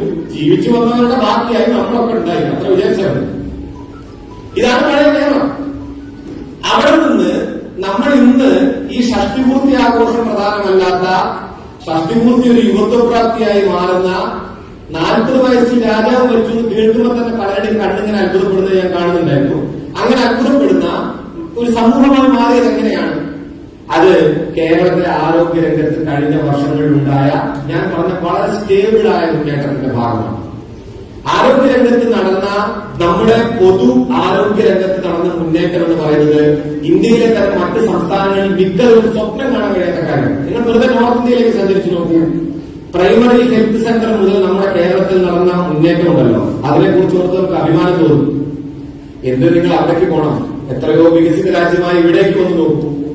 ഞാൻ അതിനെക്കുറിച്ച് ഇവിടെ നിന്ന് കൂടുതൽ വിശദീകരിക്കാൻ ഉദ്ദേശിക്കുന്നത്, നിങ്ങൾക്ക് എല്ലാവർക്കും അറിയാം കേരളത്തിൽ വന്ന് നിങ്ങളുടെ ഡോക്ടറെ കാണുന്നത് എന്തുകൊണ്ടാണ്. ഇവിടെയുള്ള അനേകം പേര് ഒരു രോഗം വന്നാൽ കേരളത്തിൽ വന്ന് ഡോക്ടറെ കാണുന്നത് എന്തുകൊണ്ടായിരുന്നു എനിക്കറിയില്ല. നിങ്ങൾ തന്നെ സ്വയം ആലോചിക്കേണ്ട ചോദ്യമാണ്. കേരളത്തിൽ നിന്ന് വെറുതെ ബോംബെയിലോ ഡൽഹിയിലോ പോയിട്ട് നിങ്ങൾക്ക് ഒരു DHS എഴുതിയ ഡോക്ടറെ കാണില്ല, DHRS എന്നൊക്കെ പറഞ്ഞ ഒരുപാട് ഇംഗ്ലീഷ് അക്ഷരങ്ങൾ എഴുതിയ എന്താണ് അതിന്റെ ഫുൾഫോം എന്ന് ആർക്കും അറിയില്ല. അങ്ങനത്തെ ഡിഗ്രികൾ എടുത്ത കുറെ ഡോക്ടറാണെന്ന് പറഞ്ഞിരിക്കുന്നുണ്ട്. നിങ്ങൾ അവിടെ ചെന്ന് കഴിഞ്ഞാൽ പാരസിറ്റമോളൊക്കെ പാടും കടലാസിൽ പോകുന്നത് നിങ്ങൾക്ക് തരും. ഇതാണ് ഇന്ത്യയിൽ ഉടനീളമുള്ള പ്രാഥമിക ചികിത്സ എന്ന് പറയുന്നത്. കേരളത്തിൽ അതാണ് അവസ്ഥ. ഈ മുന്നേറ്റത്തിന്റെ ബാക്കിയാണ് കേരളം ഇന്ന് നേടിയെടുത്ത ആരോഗ്യരംഗത്തെ വലിയ മുന്നേറ്റം. ഇതൊന്നാണ്. രണ്ടാമതൊന്ന് എന്താണ്? തീർച്ചയായിട്ടും കേരളത്തിന്റെ വിദ്യാഭ്യാസ രംഗത്ത് ഗുണനിലവാരമുള്ള വിദ്യാഭ്യാസ രംഗത്തെ മുന്നേറ്റമാണ്. ഞാൻ അതിനെക്കുറിച്ച് ദീർഘമായി ഇവിടെ പറയേണ്ട കാര്യമില്ല. മുണ്ടശ്ശേരി മാഷിന്റെ വിദ്യാഭ്യാസം ബില്ല് മുതൽ കേരളത്തിൽ അനുക്രമമായി നടന്ന പൊതുവിദ്യാഭ്യാസ രംഗത്തെ മുന്നേറ്റം അതിന്റെ ചരിത്രത്തിലെ ഏറ്റവും ഉജ്ജ്വലമായ സന്ദർഭത്തെ നേരിടുകയാണ് ഇന്ന് ഒന്നാം പിണറായി സർക്കാർ കഴിഞ്ഞ് രണ്ടാം പിണറായി സർക്കാരിലേക്ക് പ്രവേശിക്കുമ്പോൾ. ഒന്നാം പിണറായി സർക്കാർ പൂർത്തീകരിക്കപ്പെടുമ്പോഴേക്കും കേരളത്തിലെ മിക്കവാറും പൊതുവിദ്യാലയങ്ങളെല്ലാം തന്നെ ഹൈടെക് ആക്കപ്പെട്ടു കഴിഞ്ഞു. ആ പൊതുവിദ്യാലയങ്ങൾക്കകത്തേക്ക് കുട്ടികളുടെ പ്രവേശനത്തിന് വേണ്ടിയുള്ള തള്ളിക്കയറ്റമാണ് നമ്മളിപ്പോൾ കണ്ടുകൊണ്ടിരിക്കുന്നത്. എന്റെ മോൾ 5ാം ക്ലാസ്സിലാണ് പഠിക്കുന്നത്. ഒരു സാധാരണ പൊതുവിദ്യാലയത്തിലാണ് പഠിക്കുന്നത്. ആ പൊതുവിദ്യാലയത്തിൽ പഠിക്കുമെന്നത് അവർക്കും അഭിമാനമാണ്. ആ കാര്യമായിരുന്നില്ല നമ്മുടെ ചെറുപ്പത്തിൽ ഉണ്ടായിരുന്ന കേരളത്തിൽ. നിങ്ങൾക്ക് എല്ലാവർക്കും ഓർമ്മയുണ്ടാവും. ഇംഗ്ലീഷ് മീഡിയത്തിന് വേണ്ടിയുള്ള നെട്ടോട്ടം, ഡൊണേഷൻ, ഇതൊക്കെ എന്തെങ്കിലും നിരക്ക് എന്തെങ്കിലും കുഴപ്പമുള്ള ആൾക്കാർ മാത്രമേ കേരളത്തിൽ അത് നടത്താറുള്ളൂ. വേറെ ആരും നടത്താറില്ല. ഉച്ചയ്ക്കുള്ള ഭക്ഷണമാവട്ടെ, എന്തെങ്കിലും കാര്യം ഇന്ന് പൊതുവിദ്യാലയത്തിൽ കിട്ടുന്നത് പോലെ വേറൊരു സ്ഥലത്തും കേരളത്തിൽ കിട്ടില്ല എന്ന അവസ്ഥ വന്നു കഴിഞ്ഞു. അങ്ങനെ കേരളത്തിൽ നടന്നിരിക്കുന്ന ഈ സമഗ്രമായ വിദ്യാഭ്യാസ മുന്നേറ്റത്തിന്റെ സമയത്തും നമ്മൾ ഇന്ത്യയുടെ ടോട്ടൽ വികസന സൂചികയിൽ വിദ്യാഭ്യാസം എത്തിപ്പെട്ടിരിക്കുന്ന വലിയൊരു ചതിക്കുഴിയെ നമ്മൾ കാണേണ്ടതുണ്ട്. പുതിയ വിദ്യാഭ്യാസ ബില്ല് കഴിഞ്ഞ ഒരു ദിവസം അതിനെ പറ്റിയിട്ടുള്ള ഒരു നാഷണൽ സെമിനാർ പങ്കെടുക്കേണ്ടി വരുമ്പോൾ പരിശോധിക്കുമ്പോഴാണ് എത്ര കണ്ട് വിചിത്രമായ നിലയിലേക്കാണ് നമ്മുടെ പൊതുവിദ്യാഭ്യാസം, നമ്മുടെ ഇന്ത്യൻ വിദ്യാഭ്യാസം എത്തി നിൽക്കുന്നത് എന്നുള്ളത് ഞാൻ തന്നെ തിരിച്ചറിയുന്നത്. കാരണം വിദ്യാഭ്യാസ രംഗത്ത് സ്ഥിരമായി സംസാരിക്കുന്ന ഒരാളല്ലാത്തതുകൊണ്ട് ഒറ്റ കാര്യം മാത്രം പറയാം. നമ്മുടെ ഇന്ത്യയുടെ ആദ്യത്തെ വിദ്യാഭ്യാസ മന്ത്രിയായിരുന്ന മൗലാന അബുൽ കലാം ആസാദ് വിദ്യാഭ്യാസത്തിൽ ഒരു നയപ്രസംഗം നടന്നു. ഇന്ത്യയുടെ സ്വാതന്ത്ര്യത്തിന് ശേഷമുള്ള ആദ്യ മന്ത്രിസഭയുടെ സമയത്ത് അദ്ദേഹം ഇന്ത്യൻ വിദ്യാഭ്യാസത്തിന്റെ ഏറ്റവും കാതലായ കാര്യങ്ങളായി പറഞ്ഞ 2 കാര്യമാണ്. ഒന്ന് സൗജന്യ വിദ്യാഭ്യാസം, 2 സാർവത്രിക വിദ്യാഭ്യാസം. ഇത് രണ്ടും ഇന്ത്യയിൽ ഉണ്ടാക്കുക എന്നുള്ളതായിരുന്നു നയം. ഇന്ത്യയുടെ വിദ്യാഭ്യാസം സൗജന്യമായിരിക്കണം, സാർവത്രികമായിരിക്കണം. ഇവിടെ നിന്ന് മാറി മാറി ഇന്ത്യൻ വിദ്യാഭ്യാസത്തിന്റെ സ്വഭാവം ഒന്നടങ്കം തച്ചുടക്കപ്പെട്ട് ഇന്ന് ഇന്ത്യയിൽ സ്കിൽ ഡെവലപ്മെന്റ് ആണ് വിദ്യാഭ്യാസം എന്ന നില വന്നു കഴിഞ്ഞു. ഇപ്പൊ ഇന്ത്യയിൽ നാച്ചുറൽ സയൻസുകൾ പഠിപ്പിക്കുന്ന കോളേജുകൾ തന്നെ ഇല്ലാതായി. നമുക്കറിയാലോ, പണ്ട് പഠിച്ചിരുന്ന ബോട്ടണിയും കെമിസ്ട്രിയും ഫിസിക്സും ഒന്നും പഠിപ്പിക്കുന്ന കോളേജുകൾ പോലെ അതിന്റെ അത്തരം കോഴ്സുകൾ തന്നെ എടുത്തു കളയപ്പെട്ടുകൊണ്ടിരിക്കുകയാണ്. ബയോടെക്നോളജി ഉണ്ട്, അല്ലാതെ ബയോളജി ഒന്നുമില്ല, ബോട്ടണി ഒന്നുമില്ല. അങ്ങനത്തെ കാര്യങ്ങളൊക്കെ പോയി. എങ്ങനെയാണ് വെറും സ്കിൽസ് മാത്രമാക്കി മനുഷ്യനെ മാറ്റുക, വിദഗ്ധ തൊഴിലാളി മാത്രമാക്കി മനുഷ്യനെ ചുരുക്കുക എന്ന കലാപരിപാടി ഇന്ത്യയിലുടനീളം പ്രാവർത്തികമായി കഴിഞ്ഞു. ഇത് പണ്ട് ബ്രിട്ടീഷുകാർ വിദ്യാഭ്യാസത്തിൽ ചെയ്തിരുന്ന പരിപാടികൾ തുടർച്ചയാണെന്നുകൂടി നമ്മൾ ഓർക്കണം. പണ്ട് വിദ്യാഭ്യാസം ചെയ്യാനായി ബ്രിട്ടീഷുകാർക്ക് നിർബന്ധത്തായിരുന്നു. ഇന്ത്യക്കാരെ വിദ്യാഭ്യാസം ചെയ്യിച്ചിട്ട് നന്നാക്കാനൊന്നുമല്ല ഈ ബ്രിട്ടീഷുകാരുടെ വിദ്യാഭ്യാസം ഉണ്ടാക്കിയത്. അന്ന് അവർ പറഞ്ഞിരുന്ന കാര്യം, ഇന്ത്യയിലെ ഒരു ഉദ്യോഗസ്ഥ തൊഴിലാളി സമൂഹം ഞങ്ങൾക്ക് വേണം. ഞങ്ങൾക്ക് ആവശ്യമുള്ള കണക്കപ്പുള്ളവർ, ഞങ്ങൾക്ക് ആവശ്യമുള്ള ക്ലർക്കുകൾ, ഞങ്ങൾക്ക് ആവശ്യമുള്ള ഈ ചരക്ക് ഗതാഗതത്തെ നിയന്ത്രിക്കുന്ന തൊഴിലാളികൾ, അതിനു വേണ്ടിയിട്ടാണ് ഞങ്ങൾ വിദ്യാഭ്യാസം കൊടുക്കുന്നത് എന്നുള്ളതായിരുന്നു അതിന്റെ ആകത്തുക. ഇന്ന് ഇന്ത്യയിലെ മുതലാളിമാർക്കും ഇന്ത്യയിലെ ഭരണകൂടത്തിനും ആവശ്യമായ ഒരു തൊഴിലാളി വർഗത്തെ സൃഷ്ടിച്ചെടുക്കുക, അവർക്ക് ആവശ്യമായ വിദഗ്ധ തൊഴിലാളിയെ, ഒരിക്കലും സമരം ചെയ്യാത്ത, ഒരിക്കലും പ്രതിഷേധിക്കാത്ത തൊഴിലാളിയെ സൃഷ്ടിച്ചെടുക്കാനുള്ള ഒരു സംരംഭമാക്കി ഇന്ത്യൻ വിദ്യാഭ്യാസ രംഗം മാറുകയാണ്. അതിനിടയിൽ ഇന്നുകൊണ്ടാണ് കേരളം വലിയൊരു പ്രതിരോധം സൃഷ്ടിക്കുന്നത്. കേരളത്തിന്റെ പൊതുവിദ്യാഭ്യാസ രംഗം ഈ വലിയ പ്രതിരോധം സൃഷ്ടിക്കുന്നത്. മറ്റൊരു പ്രധാനപ്പെട്ട പോയിന്റ്, ഈ വികസനത്തെ സംബന്ധിച്ച് ഐക്യരാഷ്ട്രസഭ തന്നെ മുന്നോട്ട് വയ്ക്കുന്ന പ്രധാനപ്പെട്ട ഒരു കാര്യം ജെൻഡർ ഇക്വാലിറ്റിയാണ്, ലിംഗസമത്വമാണ്. ലിംഗസമത്വത്തെ കുറിച്ചുള്ള ചർച്ചകൾ നമുക്ക് എന്താ പറയാ കേരളത്തിൽ ഒരു പുതിയ കാര്യമല്ല. പക്ഷെ ഞാൻ കേരളത്തിൽ വളരെ വിമർശനാത്മകമായി നമ്മൾ സ്വയം കാണണം എന്ന് കരുതുന്ന ഒരു കാര്യം തീർച്ചയായിട്ടും ജെൻഡറുമായി ബന്ധപ്പെട്ടിട്ടുള്ളതാണ്. നമ്മുടെ എല്ലാ പുരോഗമന വാചാടോപങ്ങളും പിന്നിലേക്ക് വലിക്കേണ്ട, നമ്മൾ നടത്തുന്ന പുരോഗമന പ്രസംഗങ്ങൾക്ക് അകത്ത് നമ്മൾ സ്വയം തിരിഞ്ഞു നോക്കേണ്ട, പ്രത്യേകിച്ചും ആണുങ്ങൾ സ്വയം ആലോചിക്കേണ്ട ഒരു കാര്യമുണ്ട്. നമ്മളുടെ കേരളത്തിന്റെ അകത്ത് പോലും നമ്മുടെ ലിംഗസമത്വത്തെ സംബന്ധിച്ച ആലോചനകൾ ഉണ്ട് എന്ന് തന്നെയാണ് ഞാൻ കരുതുന്നത്. എന്റെ ഒരു സുഹൃത്ത് മനോജ് കുറൂർ എന്നുള്ള കവി പണ്ടൊരു കവിതയുണ്ട്, ഹ്യൂമനിസം ഫ്രീഡം എന്ന റോഡിൽ നിന്ന് തട്ടും. ഇങ്ങനെ ഒരു മൈക്കൊക്കെ റോഡ് കിട്ടിക്കഴിഞ്ഞാൽ ഹ്യൂമനിസം, ഫ്രീഡം, സ്ഥിതി സമത്വം, എന്നൊക്കെ പ്രസംഗിക്കാൻ എന്നെ പോലുള്ള ആൾക്കാർക്ക് നല്ല കമ്പാണ്. ഒരു മൈക്ക് കിട്ടിയാൽ മതി, മുമ്പിൽ കുറെ ആളെ കിട്ടിയാൽ അങ്ങനെ പ്രസംഗിക്കാം. എന്നിട്ട് വീട്ടിൽ പോയാൽ ഈ ചെരുപ്പ് അവിടെ പുറത്ത് വീഴും, ഈ സ്ഥിതി സമത്വത്തിന്റെ ചെരുപ്പ്. എന്നിട്ട് അകത്ത് കയറുന്നു. എന്നിട്ട് വീട്ടിൽ ഡൊമസ്റ്റിക് അനിമൽ ആയി കാണുന്ന ഒരു ജീവിയോട് ചായ കൊണ്ടുപോടി എന്ന് ആജ്ഞാപിക്കും. അപ്പോൾ അവൾ പോയി ചായ കൊണ്ടുവരും. അപ്പൊ ചായ കൊണ്ടുവരാൻ ഓടുമ്പോൾ ഞാൻ TV ഓൺ ചെയ്യും. എന്നിട്ട് ഇന്ത്യ വലിയൊരു പ്രതിസന്ധിയിലാണ്, മൊത്തത്തിൽ വർഗീയ ഫാഷിസം പിടികൊണ്ടിരിക്കുകയാണ്, വിപ്ലവം നടക്കാതെ രക്ഷയില്ല എന്നൊക്കെ സങ്കടപ്പെട്ടിരിക്കുമ്പോൾ അവൾ ചായ കൊണ്ടുവരുന്നു. ചായക്ക് മധുരം കുറവായതിന് ഞാൻ അവളെ ചീത്ത പറയുന്നു. അപ്പോഴും എനിക്ക് പുരോഗമനവാദിയായിരിക്കാം എന്നതാണ് മലയാളി ഉണ്ടാക്കിയ സൗകര്യം. ഇത് മലയാളി മാത്രം ഉണ്ടാക്കിയെടുത്തൊരു സൗകര്യമാണ് സത്യത്തിൽ. അങ്ങനെയും എനിക്ക് പുരോഗമനവാദിയായിരിക്കാം എന്നതാണ്. ഞാനൊക്കെ ചെയ്യുന്നതാണ് പറയണമെന്നുള്ള കരുതലുണ്ട്. ഞാനൊന്നും ചെയ്യുന്നു എന്നല്ല അർത്ഥാക്കുന്നത്. പൊതു മലയാളിയുടെ ഒരു രീതി അതാണ്. കേരളത്തിൽ നടന്ന സാമൂഹിക വിപ്ലവങ്ങൾക്കകത്തുള്ള ഏറ്റവും പ്രധാനപ്പെട്ട ഒഴിവിടം, വാക്യൂം സ്പേസ്, നമ്മൾ അഡ്രസ് ചെയ്യപ്പെടാതെ പോയ ഏറ്റവും പ്രധാനപ്പെട്ട പ്രശ്നം, നമ്മുടെ സമൂഹത്തിൽ നിന്ന് പുറത്താക്കണമെന്ന് വിചാരിച്ചത് എന്തൊക്കെയാണോ അതൊക്കെ വീട്ടിൽ കൊണ്ടുവന്ന് നിക്ഷേപിക്കുകയാണ് ഉണ്ടായത്. നമ്മൾ തിരിച്ചറിയേണ്ട ഒരു കാര്യമാണ്. ഡോക്ടർ KM പണിക്കർ പണ്ട് വിശദമായി മനോഹരമായി ഈ കാര്യത്തെ പറ്റി സംസാരിക്കാറുണ്ടായിരുന്നു. നമ്മൾ എന്തൊക്കെയാണ് നാട്ടിൽ നിന്ന് ഒഴിവാക്കണം എന്ന് പറഞ്ഞാൽ ജാതി, മതം, അന്ധവിശ്വാസങ്ങൾ, ഇത്തരം മുഴുവൻ കാര്യങ്ങൾ നിങ്ങൾ നോക്കൂ. ഇതൊക്കെ പുറത്തു പോയി. നിങ്ങൾക്കിപ്പോ ജാതി നാട്ടിൽ ചോദിക്കാനൊന്നും പറ്റില്ല. പണ്ടത്തെ നമ്മുടെ കാരണവന്മാരൊക്കെ വീട്ടിൽ ആരെങ്കിലും പറഞ്ഞു ഞാൻ എന്താ പോലെ പേര് എടുത്തു ചോദിച്ചിട്ട് എന്താ ജാതി ചോദിക്കുമായിരുന്നു. നിങ്ങൾക്ക് ഓർമ്മയുണ്ടാവും അത്രയും പഴയ കാരണവന്മാരെ. എന്താ ജാതി എന്ന് ചോദിക്കുന്നത് തെറ്റാണെന്ന് ഞാൻ തിരിച്ചറിഞ്ഞില്ല പഴയ മനുഷ്യർക്ക്. പക്ഷെ ഇന്ന് കേരളത്തിൽ ആരും ചോദിക്കില്ല. അങ്ങനെ ചോദിച്ചാൽ ഇവർ അറിയുകയും ചെയ്യും. എന്താ ജാതി എന്ന് ചോദിച്ചു കഴിഞ്ഞാൽ പിറ്റേ ദിവസം ജയിലിൽ പോയി കിടക്കാൻ തയ്യാറായാണ്. പക്ഷേ ജാതി അവിടെ ഇല്ലാന്നുള്ളൂ. ജാതിയുള്ള വേറെ സ്ഥലമുണ്ട്, അത് വീടാണ്. അതാ വീടാണെന്നറിയാൻ പത്രപരസ്യം നോക്കിയാൽ മതി കേരളത്തിലെ. അപ്പൊ മനസ്സിലാവും. പുരാതന നായർ യുവാവ്, പുരാതന റോമൻ കത്തോലിക്ക യുവതി എന്നൊക്കെ പറയുന്ന ആൾക്കാരൊക്കെയാണ്. ഈ പുരാതന യുവാവ് യുവതി എന്നൊക്കെ പറയുന്നത് എന്ത് സാധനമാണ് എനിക്ക് ഇതുവരെ മനസ്സിലായിട്ടില്ല. ഈ യുവത്വവും പുരാതനത്വവും തമ്മിൽ ബന്ധിപ്പിക്കുന്ന ഘടകങ്ങളാണ്. അപ്പൊ അങ്ങനെയൊക്കെയുള്ള ആളുകളാണല്ലോ കേരളത്തിൽ ജീവിക്കുന്നത്. നമ്മൾ സ്വയം ചിന്തിക്കേണ്ട ഒരു പ്രശ്നമാണ് പറഞ്ഞത്. അങ്ങനെ സമൂഹത്തിൽ നിന്ന് പുറത്താക്കാൻ ഉദ്ദേശിച്ചത് മുഴുവൻ കുടുംബം എന്ന സ്ഥാപനത്തിൽ കൊണ്ടുവന്ന് സംരക്ഷിച്ചതിന്റെ പ്രതിസന്ധി ജെൻഡറുമായി ബന്ധപ്പെട്ട വലിയൊരു പ്രോബ്ലമായി കേരളത്തിൽ നിലനിൽക്കുന്നുണ്ട്. കേരളത്തിലെ കുട്ടികളുടെ ആത്മഹത്യ കേരളത്തിൽ കഴിഞ്ഞ കുറച്ച് ദിവസങ്ങളായി, കുറച്ച് മാസങ്ങളായി നമ്മൾ കണ്ടുകൊണ്ടിരിക്കുന്ന കാര്യമുണ്ടല്ലോ.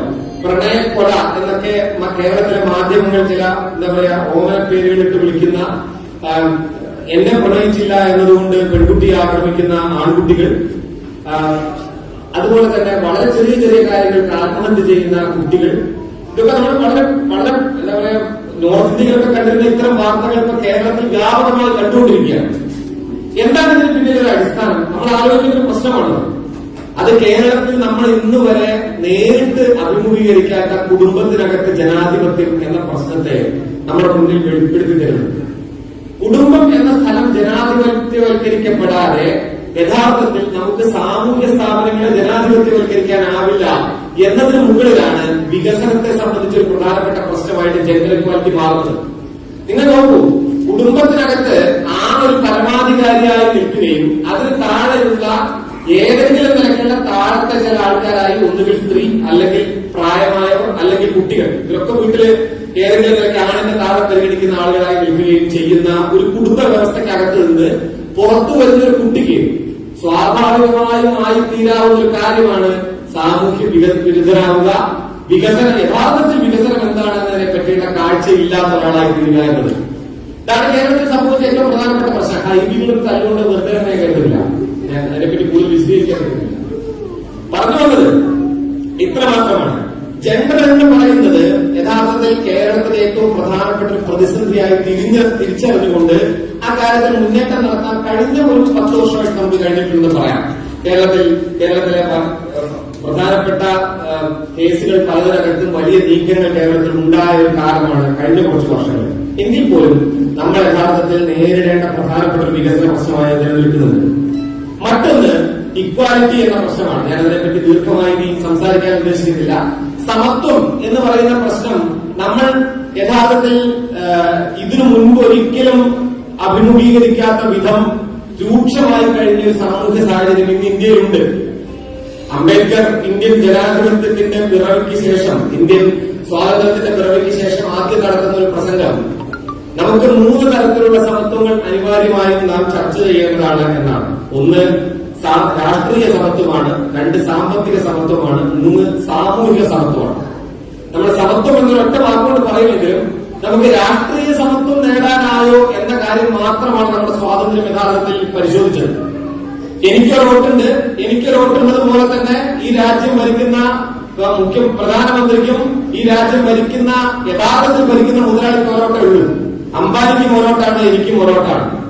പക്ഷേ ആ രാഷ്ട്രീയ സമത്വത്തിന് അപ്പുറം നിൽക്കുന്ന സാമ്പത്തിക സമത്വത്തിലേക്കോ, രാഷ്ട്രീയ സമത്വത്തിനും സാമ്പത്തിക സമത്വത്തിനും അപ്പുറം നിൽക്കുന്ന സാമൂഹ്യ സമത്വത്തിലേക്കോ നമുക്കൊന്നും എത്തിപ്പെടാനായില്ല എന്ന പ്രതിസന്ധി നമ്മുടെ മുന്നിലുണ്ട്. ഞാൻ പറഞ്ഞത്, ഈ പറയുന്ന എല്ലാ പ്രതിസന്ധികളെയും മുൻനിർത്തിക്കൊണ്ട് നാം വികസനത്തെ സംബന്ധിച്ച ചർച്ചകളിലേക്ക് സമീപിക്കുമ്പോൾ നമ്മുടെ രാജ്യം നേരിടുന്ന ഏറ്റവും പ്രധാനപ്പെട്ട വെല്ലുവിളി എന്താണ്? അത് നമ്മുടെ രാജ്യത്തെ ഇന്ന് ഭരിച്ചുകൊണ്ടിരിക്കുന്ന സർക്കാർ എത്ര കണ്ട് ജനവിരുദ്ധമായിട്ടാണ്, എത്ര കണ്ട് യഥാർത്ഥത്തിൽ ഇന്ത്യൻ ജനസമൂഹമാക്കി തീർത്തതെന്തോ ആ മതനിരപേക്ഷ സങ്കല്പത്തിനെതിരായിട്ടാണ് നിലനിൽക്കുന്നത് എന്നതാണ് ഇന്ത്യയുടെ വികസനത്തിന്റെ ഏറ്റവും പ്രധാനപ്പെട്ട ശത്രു എന്ന് നമുക്ക് കാണാൻ പറ്റും. അതായത് ഇന്ത്യയിലേക്ക് നോക്കി നിങ്ങൾ ഇന്ത്യ തിളങ്ങുന്നില്ലേ എന്ന് ചോദിച്ചിരുന്നൊരു കാര്യം ഇന്ത്യ ഉണ്ടായിരുന്നു. അത് 1ാം വാജ്പേയി സർക്കാരിന്റെ സമയത്ത് ഒരു ചോദ്യമായിരുന്നു. ഇന്ത്യയിൽ ഷൈനിങ് കടുത്ത കൂരിരുട്ടിലേക്ക് നോക്കി നിങ്ങൾ തിളങ്ങുന്നില്ലേ എന്ന് ചോദിക്കുകയും ഇരുട്ടിനെ കണ്ടിട്ട് തിളക്കമാണെന്ന് തെറ്റിദ്ധരിപ്പിക്കുകയും ചെയ്യുന്ന വാജ്പേയി സർക്കാരിൽ നിന്ന് ക്രമേണ അതിനേക്കാളും വലിയ ഇരുട്ട് പരിചയമാകുന്ന ഒരു സമൂഹത്തിലേക്കാണ് നമ്മുടെ ഇന്ത്യ സഞ്ചരിച്ചെത്തിയത്. പണ്ട് കുമാരനാശാന്റെ വരിണ്ടല്ലോ, ഒരു വേള പഴക്കമേറിയാൽ ഇരുളും മെല്ലെ വെളിച്ചമായി വരും. നമ്മൾ കൂരിരുട്ടത്ത് കുറെ നേരം ചെന്ന് നിന്ന് കഴിഞ്ഞാൽ ക്രമേണ നമ്മുടെ കണ്ണിലും വെളിച്ചമുണ്ടെന്ന് നമുക്ക് തോന്നാൻ തുടങ്ങും. അതുപോലെ നോട്ട് നിരോധനം മുതൽ ഇങ്ങോട്ട് നോക്കിക്കഴിഞ്ഞാൽ അനേകം തലങ്ങളിൽ ഈ കോവിഡിന്റെ കാലത്ത് മാത്രം എന്തൊക്കെ പുര കത്തുമ്പോഴാണ് വെട്ടി നമുക്കറിയാം. ദേശീയ വിദ്യാഭ്യാസ നയം മാറ്റി തിരുത്തി കുറിക്കപ്പെട്ട് വിദ്യാഭ്യാസ രംഗം ഒന്നാകെ സ്വകാര്യവൽക്കരിക്കപ്പെടുന്നു. ഒരു ഭാഗത്ത് പാരിസ്ഥിതിക ആഘാത നിയമ ഭേദഗതി കൊണ്ടുവന്ന് ഇന്ന് വരെ ഉണ്ടായിരുന്ന ഇന്ത്യയുടെ പാരിസ്ഥിതിക കാഴ്ചപ്പാട് ഒന്നാകെ മുതലാളിമാർക്ക് പണയം വെക്കുന്നു. ഇതെല്ലാം ഈ സമയത്ത് നടന്നു. എങ്കിൽ പോലും ഇന്ത്യ തിളങ്ങുന്നു എന്ന ചോദ്യം നമ്മുടെ മുന്നിലേക്ക് കൊണ്ടുവരികയാണ്. അതെങ്ങനെയാണ് കൊണ്ടുവരുന്നത്? അത് കൊണ്ടുവരുന്നത് അതിന്റെ ലളിതമായ ഒരു തന്ത്രത്തിലൂടെയാണ്. യഥാർത്ഥത്തിൽ വികസന വിരുദ്ധതയെ കുറിച്ച് സഖാവ് EMS വർഷങ്ങൾക്ക് മുമ്പ് എഴുതിയ ഒരു ലേഖനം, വികസനത്തിന്റെ രാഷ്ട്രീയം എന്ന ലേഖനത്തിൽ അദ്ദേഹം പറയുന്ന ഒരു പ്രധാനപ്പെട്ട പോയിന്റ് ഉണ്ട്. യഥാർത്ഥത്തിൽ വികസന വിരുദ്ധം വികസനത്തെ കുറിച്ചുള്ള ചർച്ചകളെ വഴിതെറ്റിക്കുകയാണ് ചെയ്യുക എന്ന് അദ്ദേഹം ആ ലേഖനത്തിന്റെ ആദ്യത്തെ പാരഗ്രാഫിൽ തന്നെ എഴുതും. നമ്മൾ തിരിച്ചറിയേണ്ട പ്രധാനപ്പെട്ട ഒരു വസ്തുത അതാണ്. യഥാർത്ഥത്തിൽ വികസന വിരുദ്ധം ചെയ്യുക വികസന വിരുദ്ധമായ ആശയങ്ങൾ പ്രചരിപ്പിക്കുക മാത്രമല്ല, വികസനത്തെ കുറിച്ചുള്ള ചർച്ചകൾ വഴിതെറ്റിക്കുക കൂടിയാണ്. ഇന്ത്യ മുന്നേറേണ്ടത് എങ്ങനെയാണ് എന്നതിനെ കുറിച്ച് ഇന്ന് ഇന്ത്യൻ ഭരണകൂടത്തിന് ഒരു ചർച്ചയേ അല്ല. നമുക്ക് എല്ലാവർക്കും അറിയാമല്ലോ, ഇന്ത്യയിലെ പ്രധാനപ്പെട്ട ചർച്ചകൾ അതാണ് എന്ന് ഇന്ത്യൻ ഭരണകൂടം കരുതുന്നതേ ഇല്ല. അതാണ് ഇന്ത്യൻ ഭരണകൂടം ഇപ്പോൾ നമുക്ക് മുന്നിൽ നിർമ്മിച്ചു വെച്ചിരിക്കുന്ന ഏറ്റവും പ്രധാനപ്പെട്ട ഒരു പ്രതിസന്ധി. അതായത് വികസന ചർച്ച അവസാനിക്കുകയും മറിച്ച് ഏതെങ്കിലും ഒരു സന്ദർഭത്തിൽ ഇമീഡിയറ്റ് ഇമ്പൾസ് എന്ന് പ്രഭാത് പട്നായിക് പറയും, ഒരു പ്രത്യേക സമയത്ത് നമുക്ക് തോന്നുകയാണ് എന്റെ കാര്യത്തിൽ വലിയൊരു പ്രശ്നമുണ്ട്, വൈകാരിക പ്രശ്നമുണ്ടെന്ന് തോന്നിയാൽ അതിനെക്കുറിച്ച് സംസാരിക്കുന്ന ആളുകളായി ഇന്ത്യൻ ഭരണകൂടം മാറുകയും ചെയ്തു. നോക്കൂ, ഇന്ത്യയിൽ തെരഞ്ഞെടുപ്പ് നടക്കുന്നതിന് തലേ ദിവസം ഇന്ത്യൻ പ്രധാനമന്ത്രി ഒരു ഗുഹയിൽ പോയി തമസിരിക്കുന്ന ചിത്രമായിരുന്നു പത്രത്തിന്റെ മുഖചിത്രം. അന്ന് തെരഞ്ഞെടുപ്പിൽ ഏറ്റവും പ്രധാനപ്പെട്ട പാർലമെന്റ് തെരഞ്ഞെടുപ്പിന്റെ 13ഓളം മണ്ഡലങ്ങളിൽ നടന്ന തെരഞ്ഞെടുപ്പിലെ ബാലറ്റ് പത്രത്തിലുള്ള അഴിമതിയെ കുറിച്ചുള്ള വാർത്തകൾ ഒരു ഭാഗത്തുണ്ടായിരുന്നു. യഥാർത്ഥത്തിൽ ഈ വോട്ടിംഗ് മെഷീൻ അഴിമതി എന്ന് പറയുന്ന പത്രത്തിന്റെ മുഖചിത്രമായി വരുന്ന സമയത്ത് ഇന്ത്യയുടെ പ്രധാനമന്ത്രി ഒരു ഗുഹയിൽ പോയി ധ്യാനിച്ചുകൊണ്ടിരിക്കുകയാണെന്നുള്ളത് പ്രധാന വാർത്തയായി വരുന്നൊരു രാജ്യമാണ് നമ്മുടെ. ഇങ്ങനെ യഥാർത്ഥത്തിൽ ഈ രാജ്യത്തിന്റെ പ്രശ്നങ്ങളെ കുറിച്ചുള്ള ഒരു ചിത്രവും പുറത്തു കൊണ്ടുവരാതെ ഒരു സത്യാനന്തര കാലം, ഒരു പോസ്റ്റ് ട്രൂത്ത് കാലം നമ്മുടെ മുന്നിൽ ജനിച്ചു കഴിഞ്ഞു. ആ പോസ്റ്റ് ട്രൂത്ത് കാലത്ത് ഏറ്റവും പ്രധാനമായും നമ്മുടെ മുന്നിൽ അവതരിപ്പിച്ചുകൊണ്ടിരിക്കുന്ന ഒരു ചിത്രം വികസനത്തെ കുറിച്ചുള്ളതല്ല, മറിച്ച് വർഗീയ ചരിത്രത്തെ എങ്ങനെ നമ്മുടെ രാജ്യത്തിന്റെ ചരിത്രമാക്കി മാറ്റാം എന്ന ചിത്രം മാത്രമാണ്. ഞാൻ ഒറ്റ കാര്യം മാത്രം സൂചിപ്പിക്കാം. ഇന്ത്യയിലെ വികസനത്തെ കുറിച്ച് ഇന്ത്യയുടെ പ്രധാനപ്പെട്ട മന്ത്രിമാരോടുള്ള ചോദ്യങ്ങൾ നടന്നുകൊണ്ടിരിക്കുന്ന സമയത്ത് നിർമ്മലാ സീതാരാമൻ കഴിഞ്ഞ ദിവസം പറഞ്ഞൊരു മറുപടി, ഡെവലപ്മെന്റിന്റെ ഒരു പാത ഇന്ത്യ ഇപ്പൊ സ്വീകരിച്ചുകൊണ്ടിരിക്കുന്നത് ടൂറിസത്തിലൂടെയാണ്. അവർ പിന്നീട് പറഞ്ഞൊരു വാക്കെന്നെ അത്ഭുതപ്പെടുത്തി, ഫ്രീഡം സ്ട്രഗിൾ ടൂറിസം എന്നാണ്. ഞാൻ ആദ്യമായിട്ടാണ് അങ്ങനെ ഒരു വാക്ക് വരുന്നത് ഇന്ത്യയിൽ. അതായത് ഇന്ത്യൻ സ്വാതന്ത്ര്യ സമരത്തെ ഒരു ടൂറിസ്റ്റ് പ്രൊജക്റ്റാക്കി മാറ്റാൻ ഇന്ന് ഇന്ത്യൻ സർക്കാർ ആലോചിച്ചുകൊണ്ടിരിക്കുന്നു. ഇത് നിങ്ങൾക്ക് കാണണമെങ്കിൽ നിങ്ങൾ ജാലിയൻ വാലാബാഗ് ഇപ്പൊ പോയി കണ്ടാൽ മതി. പണ്ട് ജാലിയൻ വാലാബാഗ് പോയിട്ടുള്ള ആൾക്കാർ ഇപ്പൊ ജാലിയൻ വാലാബാഗ് പോയ സങ്കടം വരും. ജാലിയൻ വാലാബാഗിന്റെ ചരിത്രം നമുക്കൊക്കെ അറിയാലോ. ജനറൽ ഡയർ എന്ന് പറയുന്ന ക്രൂരനായ പട്ടാള ഉദ്യോഗസ്ഥൻ വെടിവെക്കാൻ ഉത്തരവിടുകയും 100 കണക്കിന് സ്വാതന്ത്ര്യ സമര സേനാനികൾ വെടിയേറ്റ് വീഴുകയും ചെയ്ത മണ്ണ്. അപ്പൊ ഈ ഡയർ അവിടെ വെടിവെക്കാൻ ഉത്തരവിട്ടതിന് ശേഷം വെടിയുണ്ട കൊണ്ട മതിലൊക്കെ നമുക്ക് മുൻപ് പോയി കഴിഞ്ഞാൽ കാണാറുണ്ട്. ഇന്ന് നിങ്ങൾ അവിടെ ജാലിയൻ വാലാബാഗ് പോയാൽ അതിന്റെ മതിലുകൾ മുഴുവൻ സ്വർണ്ണ നിറമുള്ള പെയിന്റ് അടിച്ചിരിക്കുന്നു. അവിടെ മുഴുവൻ ഏതൊക്കെയോ മഹർഷിമാരുടെ അടക്ക ചിത്രങ്ങൾ. അതിനിടയിൽ ഗാന്ധിജിയുണ്ട്, അതിനിടയിൽ അങ്ങനെ ചില ആൾക്കാരൊക്കെ ഉണ്ട്, സർദാർ വല്ലഭായ് പട്ടേലൊക്കെ ഉണ്ട്, കുറെ മഹർഷിമാരുടെ പെയിന്റിങ്ങുകൾ വെച്ചിട്ടുണ്ട്. മൊത്തത്തിൽ ഇങ്ങനെ ജാലിയൻ വാലാബാഗ് ഗിൽട്ടടിച്ച പോലെ കളഞ്ഞു. അത് ജാലിയൻ വാലാബാഗാണെന്ന് നമുക്ക് തോന്നില്ല. അടുത്തതായി അതുപോലെ നവീകരിക്കാൻ പോകുന്ന സബർമതി ആശ്രമമാണെന്ന് കേൾക്കുന്നു. അതും സ്വർണം കൊണ്ടായിരിക്കും നവീകരിക്കുന്നതാണ് ഞാൻ പ്രതീക്ഷിക്കുന്നത്. കാരണം ഗാന്ധിജിയുടെ ഏറ്റവും പ്രധാനപ്പെട്ട വിരോധം ഉണ്ടായിരുന്ന വസ്തു സ്വർണമാണല്ലോ. സ്വർണ്ണ നിറമുള്ള വാച്ച് പോലും ഉപയോഗിക്കാത്ത ഒരു മനുഷ്യനായിരുന്നു ഗാന്ധി. അദ്ദേഹത്തിന്റെ ആശ്രമം ഇതേപോലെ ഗിൽട്ടടിച്ച് നടക്കുകയാണ്. അത് വിദേശികളെ ആകർഷിക്കാനാണ് ഒരു പ്രൊജക്ട് ആലോചിച്ചുകൊണ്ട്. സത്യത്തിൽ മലബാർ കലാപത്തിലെ പ്രധാനപ്പെട്ട സ്ഥലങ്ങളൊന്നും സർക്കാർ ഏറ്റെടുത്ത് നന്നാക്കുന്നില്ലല്ലോ എന്ന പരാതി നമുക്കൊക്കെ ഉണ്ടായിരുന്നു. എനിക്കിപ്പോ പരാതിയില്ല. കാരണം ഇങ്ങനെയാണ് നന്നാക്കാൻ വെച്ചാൽ വേണ്ടതാണ് തോന്നുന്നത്. വാര്യനൊക്കെ സമരം നടത്തിയ കോട്ടക്കൊന്ന് ചുരുക്കിയ പക്ഷെ ചിൽഡ്രൻസ് പാർക്കായിട്ടെങ്കിലും നിൽക്കുന്നത്. നാളെ അതുപോലെ ഗിൽട്ടടിക്കാതിരിക്കുന്നതാണ് ഇങ്ങനെയാണെങ്കിൽ. അതായത് നമ്മുടെ യഥാർത്ഥത്തിൽ ഇന്ത്യ എന്ന് പറയുന്ന രാജ്യം നിർമ്മിക്കപ്പെട്ടിരിക്കുന്നത് എന്തൊക്കെ യാത്രകളിലൂടെയും സമരങ്ങളിലൂടെയുമാണോ അതിന്റെ ഒന്നിന്റെയും ഉത്തരവാദിത്വമില്ലാത്ത ഇന്ത്യൻ ഭരണകൂടം, ആ കാര്യത്തിൽ ഒരു പങ്കാളിത്തവുമില്ലാത്ത, ഒരു തരത്തിലും ഇന്ത്യൻ സ്വാതന്ത്ര്യ സമരം നടക്കുന്ന സമയത്ത് അതിന്റെ ഏതെങ്കിലും ഏഴയലത്തും കൂടെ പോകാത്ത രാഷ്ട്രീയ പ്രസ്ഥാനങ്ങളുടെ പ്രതിനിധികളായതുകൊണ്ട് അവർക്ക് യാതൊരു വേദനയും ഇല്ലാത്ത കാര്യമാണ് ഇന്ത്യയിൽ നടന്നുകൊണ്ടിരിക്കുന്നത്. പ്രധാനപ്പെട്ട എല്ലാ വിദ്യാഭ്യാസ സ്ഥാപനങ്ങളും കാവ്യവൽക്കരിക്കപ്പെടുന്നതിനോടൊപ്പം പ്രധാനപ്പെട്ട എല്ലാ ചരിത്ര സ്മാരകങ്ങളും അതുപോലെ തന്നെ കാവ്യ നിറമോ സ്വർണ്ണ നിറമോ പൂശി വേറൊരു ചിത്രം ഇന്ത്യയിൽ അവതരിപ്പിക്കപ്പെട്ടുകൊണ്ടിരിക്കുകയാണ്. ഞാൻ പറഞ്ഞത്, ഞാൻ ഇനിയും ഒരുപാട് നേരം ഈ കാര്യം സംസാരം നീട്ടിക്കൊണ്ടുപോകാൻ ഉദ്ദേശിക്കുന്നില്ല. നമ്മൾ വികസനത്തെ കുറിച്ചുള്ള ചർച്ച നടത്തുമ്പോൾ ഏറ്റവും പ്രധാനമായും നാം ചിന്തിക്കേണ്ട കാര്യം ഞാൻ മുൻപ് പറഞ്ഞ EMSന്റെ ലേഖനത്തിൽ തന്നെ എഴുതപ്പെട്ട പ്രസക്തമായ ഒരു കാര്യമാണ്. വികസനത്തിന്റെ രാഷ്ട്രീയത്തെ കുറിച്ച് പറയുമ്പോൾ പറയുന്നു, വികസനം എന്ന് പറയുന്നത് യഥാർത്ഥത്തിൽ പ്രതിപക്ഷവും ഭരണപക്ഷവും തെരഞ്ഞെടുപ്പ് സമയത്ത് മാത്രം 2 ടീമായി മാറി നിൽക്കുകയും തെരഞ്ഞെടുപ്പിന് ശേഷം അവർ ഇരുവരും ഒന്നിച്ച് ഒരു വികസനത്തിന്റെ പ്രത്യേക ആവശ്യത്തിനു വേണ്ടി ജനങ്ങളുടെ പുരോഗതിക്ക് വേണ്ടി പ്രവർത്തിക്കുകയും ചെയ്യുന്ന ഒരു പുതിയ രാഷ്ട്രീയ സംസ്കാരം നാം നിർമ്മിച്ചെടുക്കേണ്ടിയിരിക്കുന്നു എന്ന് സഖാവ് EMS ജനകീയാസൂത്രണത്തിന് തൊട്ടു മുമ്പുള്ള ലേഖനങ്ങളിൽ പറയുന്നുണ്ട്. അത്തരത്തിൽ തെരഞ്ഞെടുപ്പ് സമയത്തുള്ള എല്ലാ സംഘർഷങ്ങളെയും മാറ്റി നിർത്തിക്കൊണ്ട് കേരളത്തിന്റെ പൊതുസമൂഹത്തിന്റെ ആവശ്യത്തിനു വേണ്ടി ഒരുമിച്ച് നിൽക്കേണ്ടവരാണ് യഥാർത്ഥത്തിൽ കേരളത്തിലെ എല്ലാ രാഷ്ട്രീയ പ്രവർത്തകരും. എന്നാൽ ഇന്ന് നാം കേരളത്തിൽ കാണുന്ന ചിത്രം വളരെ ദയനീയമാണ്, വളരെ നിരാശാജനകമാണ്. ഇവിടെ നിന്ന് മാറി ഒരു രാഷ്ട്രീയ സംസ്കാരത്തെ നിർമ്മിച്ചെടുക്കാൻ എന്തുകൊണ്ടും പ്രാപ്തിയുള്ള ഒരു നാടായിട്ട് പോലും കേരളത്തിലെ ഏറ്റവും പ്രധാനപ്പെട്ട വലതുപക്ഷ നേതാക്കൾ അതിനുള്ള ജാഗ്രത കാണിക്കാതിരിക്കുമ്പോൾ കേരളത്തിലെ വലതുപക്ഷവും കേരളത്തിലെ വർഗീയവാദികൾ ഒന്നിച്ചു ചേർന്നുള്ള ഒരു കുറുമുന്നണി ഇന്ന് ഇടതുപക്ഷത്തിനെതിരെ രൂപപ്പെടുകയും ഇടതുപക്ഷത്തെ ആക്രമിക്കാനായി അവർക്ക് ഒരുമിച്ച് തോളോട് ചേർന്ന് നിൽക്കാനുള്ള വേദികൾ കേരളത്തിൽ വളരെ അസംബന്ധം എന്ന നിലയ്ക്ക് ഇരിക്കുകയും ചെയ്യുന്നു. ഇപ്പോ ഇന്നലെ മുസ്ലിം ലീഗിന്റെ പ്രധാനപ്പെട്ട നേതാവിനെ BJPക്കാർക്ക് സ്വർണ്ണ നിറത്തിലുള്ള പൊന്നാട അണിച്ച് സ്വീകരിക്കുന്ന ദൃശ്യമാണ് കാണുന്നത്. മുൻപ് പറഞ്ഞതുപോലെ ശബരിമല കാലത്ത് അവിടെ താഴത്ത് നാരങ്ങവെള്ളം പിഴിയാൻ നിന്ന ആളുകളൊക്കെ ഇന്ന് പൊന്നാട അണിയിക്കുന്നത് സ്വീകരിക്കാനായിട്ട് പോയി നിൽക്കുന്നുണ്ട്. ഇങ്ങനെ നിൽക്കുന്ന കേരളത്തിന്റെ ഒരു പ്രതിപക്ഷമാണ് സത്യത്തിൽ ഞാൻ കരുതുന്നത് സഖാവ് പിണറായി വിജയന്റെ ഗവൺമെന്റിന് എന്തെങ്കിലും ഒരു പരാജയം ഉണ്ടെങ്കിൽ അർഹമായ മാന്യതയുള്ള ഒരു പ്രതിപക്ഷത്തെ കിട്ടിയില്ല എന്നതാണ് കേരള സർക്കാരിന്റെ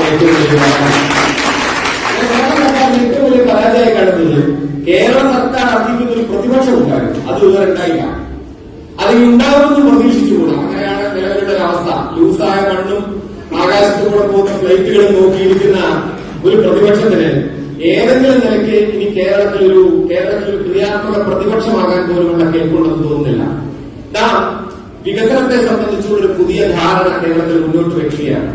സസ്റ്റൈനബിൾ ഡെവലപ്മെന്റ് എന്ന സുസ്ഥിര വികസനം എന്ന ജനകീയാസൂത്രണം മുതൽ ആരംഭിച്ച പാതയെ ഇനി മുതൽ ഒരു നോളജ് എക്കോണമി എന്ന നിലയ്ക്ക്, ഒരു വൈജ്ഞാനിക സമൂഹം എന്ന നിലയ്ക്ക് എങ്ങനെയാണ് കേരളത്തിന് മുന്നോട്ടുള്ള യാത്ര എന്ന സഞ്ചാരത്തെ കുറിച്ചാണ് ഇന്ന് കേരളം പ്രധാനമായും ആലോചിക്കുന്നത്. ആ ആലോചനയിൽ പങ്കാളികളാവുക എന്നത് വളരെ പ്രധാനപ്പെട്ട കാര്യമാണ്. കാരണം കേരളത്തിൽ മുൻപുണ്ടായിരുന്ന എല്ലാവിധ ഉത്പാദന വ്യവസ്ഥകളും മാറിപ്പോവുകയും കേരളത്തിലെ ഏറ്റവും പ്രധാനപ്പെട്ട നമ്മുടെ കയ്യിൽ നമുക്ക് വിൽക്കാനുള്ള ചരക്ക് എന്ന് പറയുന്നത് നമ്മുടെ തലച്ചോറ് മാത്രമാണ് എന്ന് വരികയും ചെയ്തു കഴിഞ്ഞിരിക്കുന്നു. നമ്മുടെ കുട്ടികൾ, നമ്മുടെ പുതിയ തലമുറ കേരളത്തിൽ നിന്ന് പുറത്തേക്ക് പോയി ഇപ്പൊ ഉക്രൈൻ യുദ്ധം നടക്കുമ്പോൾ നമുക്കറിയാം എത്ര കുട്ടികൾ അവിടെ കുടുങ്ങിയതിനെ പറ്റിയാണ് പ്രശ്നം. കേരളത്തിൽ നിന്നാണ് ഏറ്റവും കൂടുതൽ കുട്ടികൾ കുടുങ്ങിയെന്നുള്ള റിപ്പോർട്ട് വരുന്നു. ഇത്തരത്തിൽ പുറം രാജ്യങ്ങളിൽ പോയി നിൽക്കുന്ന അവസ്ഥയിലേക്ക് കേരളത്തിൽ ഒന്നടക്കമുള്ള കുട്ടികൾ മാറിപ്പോകുമ്പോൾ കേരളത്തിനകത്ത് തന്നെയുള്ള വളരെ ആരോഗ്യകരമായ ഒരു പശ്ചാത്തല അന്തരീക്ഷം നിർമ്മിച്ചെടുക്കുക എന്നത് വളരെ പ്രധാനപ്പെട്ടതാണ്. അതിനുവേണ്ടിയുള്ള ശ്രമമാണ് യഥാർത്ഥത്തിൽ കേരളയിലായി, ഗെയിം പദ്ധതിയായി, കെ ഫോണായി, അനേകം പുതിയ പദ്ധതികളായി നാം ആസൂത്രണം ചെയ്ത് നടപ്പിലാക്കാൻ ശ്രമിച്ചുകൊണ്ടിരിക്കുന്നത്. അതൊരു പദ്ധതിയുടെ മാത്രം പേരല്ല, മറിച്ച് കേരളത്തിനെ മുന്നോട്ട് നയിക്കാൻ പോകുന്ന, നമ്മൾ 2025-ലോ 2030-ലോ 2050-ലോ കാണാൻ പോകുന്ന കേരള സമൂഹത്തെ സംബന്ധിച്ച് ഏറ്റവും പ്രധാനമായ ചില കാര്യങ്ങളാണ് നമ്മളിപ്പോൾ മുന്നോട്ട് വയ്ക്കുകയും ചർച്ച ചെയ്യുകയും നടപ്പിലാക്കാൻ ശ്രമിക്കുകയും ചെയ്തുകൊണ്ടിരിക്കുന്നത്. അതിന്റെ സംഘർഷങ്ങൾ തീർച്ചയായിട്ടും കേരളത്തിലുണ്ടാവും. ഞാൻ പറഞ്ഞല്ലോ, ആദ്യത്തെ റോഡ് വെട്ടുന്ന കാലത്തുണ്ടായ സംഘർഷങ്ങൾ ആലോചിച്ച് നോക്കിക്കഴിഞ്ഞാൽ കേരളയിൽ സംഘർഷം ഒന്നുമല്ല പ്രിയപ്പെട്ടവരെ. ഏതാണ്ട് 23ഓളം പേരാണ് ആദ്യത്തെ റോഡ് വെട്ടിയപ്പോൾ രക്തസാക്ഷിയായ ആളുകൾ. ആ ആളുകളുടെ പേരുകൾ ഇന്ന് തിരുവനന്തപുരത്ത് രേഖപ്പെടുത്തപ്പെട്ട് വെച്ചിട്ടുണ്ട്. സംഘർഷങ്ങൾ കൊണ്ടാണ്. റോഡ് വെട്ടാൻ ചെല്ലുമ്പോൾ അവിടെ പുറത്തിറങ്ങി നിൽക്കുകയും അടിയുണ്ടാക്കുകയൊക്കെ ചെയ്ത്, ഞാൻ പറയുന്നത് അങ്ങനെ ആരെങ്കിലും രക്തസാക്ഷിയായത് നന്നായി എന്നല്ല, തീർച്ചയായിട്ടും നന്നായിരുന്നില്ല. രാജഭരണകാലത്ത് റോഡ് വെട്ടുമ്പോൾ അങ്ങനെ റോഡ് വെട്ടപ്പെടും എന്ന അവസ്ഥയുണ്ടായിരുന്നു. ഇത് നമ്മൾ രാജഭരണത്തിലല്ല, ജനാധിപത്യ രാജ്യത്തിന്റെ നിരന്തരമായ പബ്ലിക് പോളിറ്റിക്കിന് ശേഷമാണ് ഒരു പദ്ധതി നടപ്പിലാക്കപ്പെടുന്നത്. അങ്ങനെയാണ് കേരളത്തിൽ പദ്ധതി മുന്നോട്ട് പോകുന്നത്. എന്നാൽ അത്തരം ഒരു പദ്ധതിയെ തടസ്സപ്പെടുത്തുന്നതിലൂടെ യഥാർത്ഥത്തിൽ കേരളത്തിൽ സംഭവിക്കുന്നത് എന്താണ്?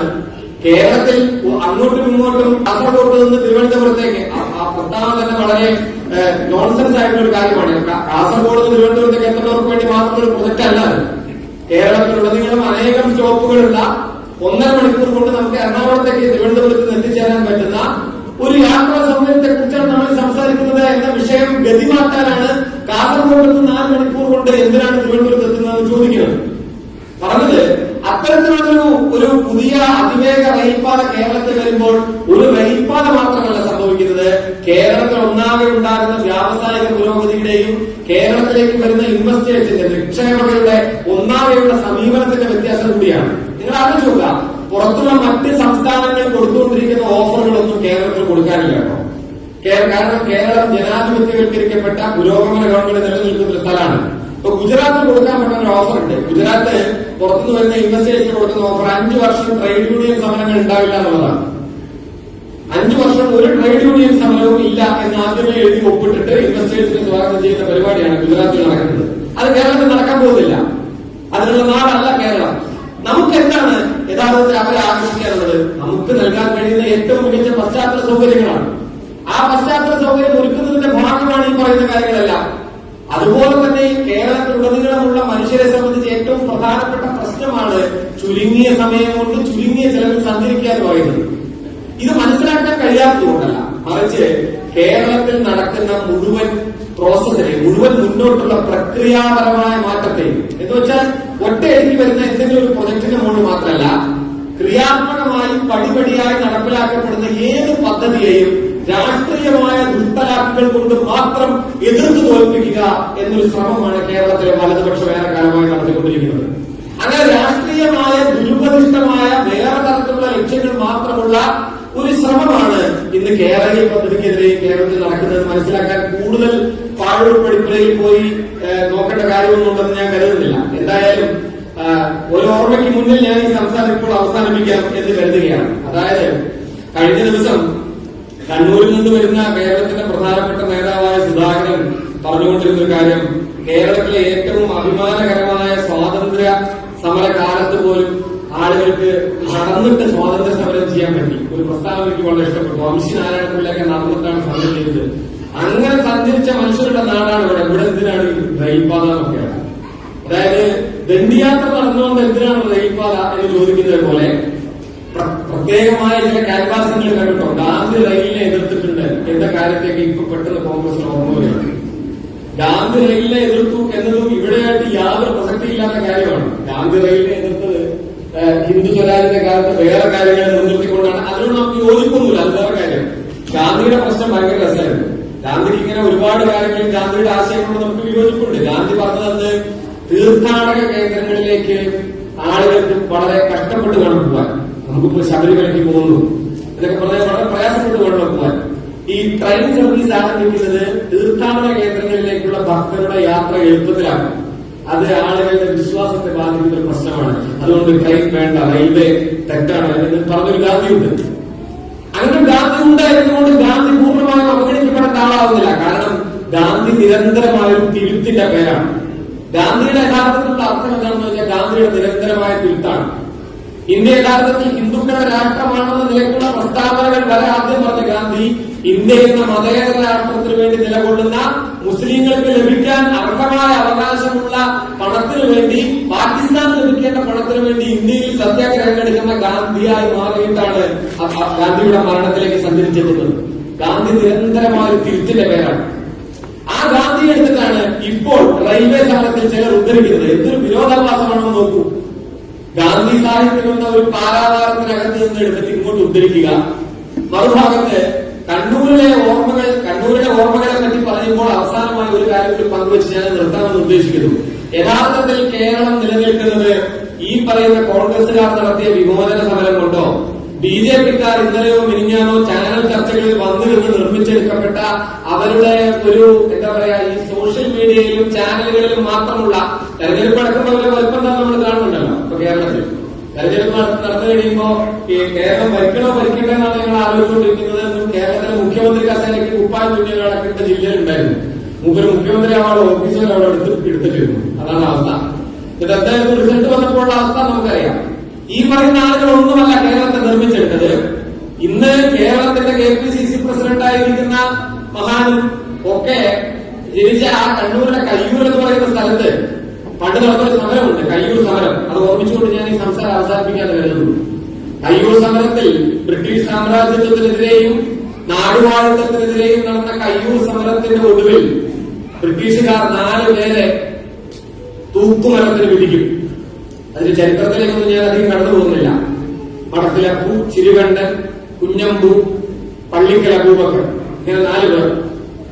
ആ 4 സഖാക്കളെ വധശിക്ഷയ്ക്ക് വിധിച്ചതിന് ശേഷം അന്ന് ഇന്ത്യയിലെ മാർക്സിസ്റ്റ് കമ്മ്യൂണിസ്റ്റ് പാർട്ടിയുടെ സെക്രട്ടറി ആയിരുന്ന സഖാവ് PC ജോഷി ജയിലിൽ ചെന്ന് അവരെ കാണാൻ ചെന്നൊരു ദൃശ്യം പിന്നീട് അദ്ദേഹം എഴുതുന്നുണ്ട്.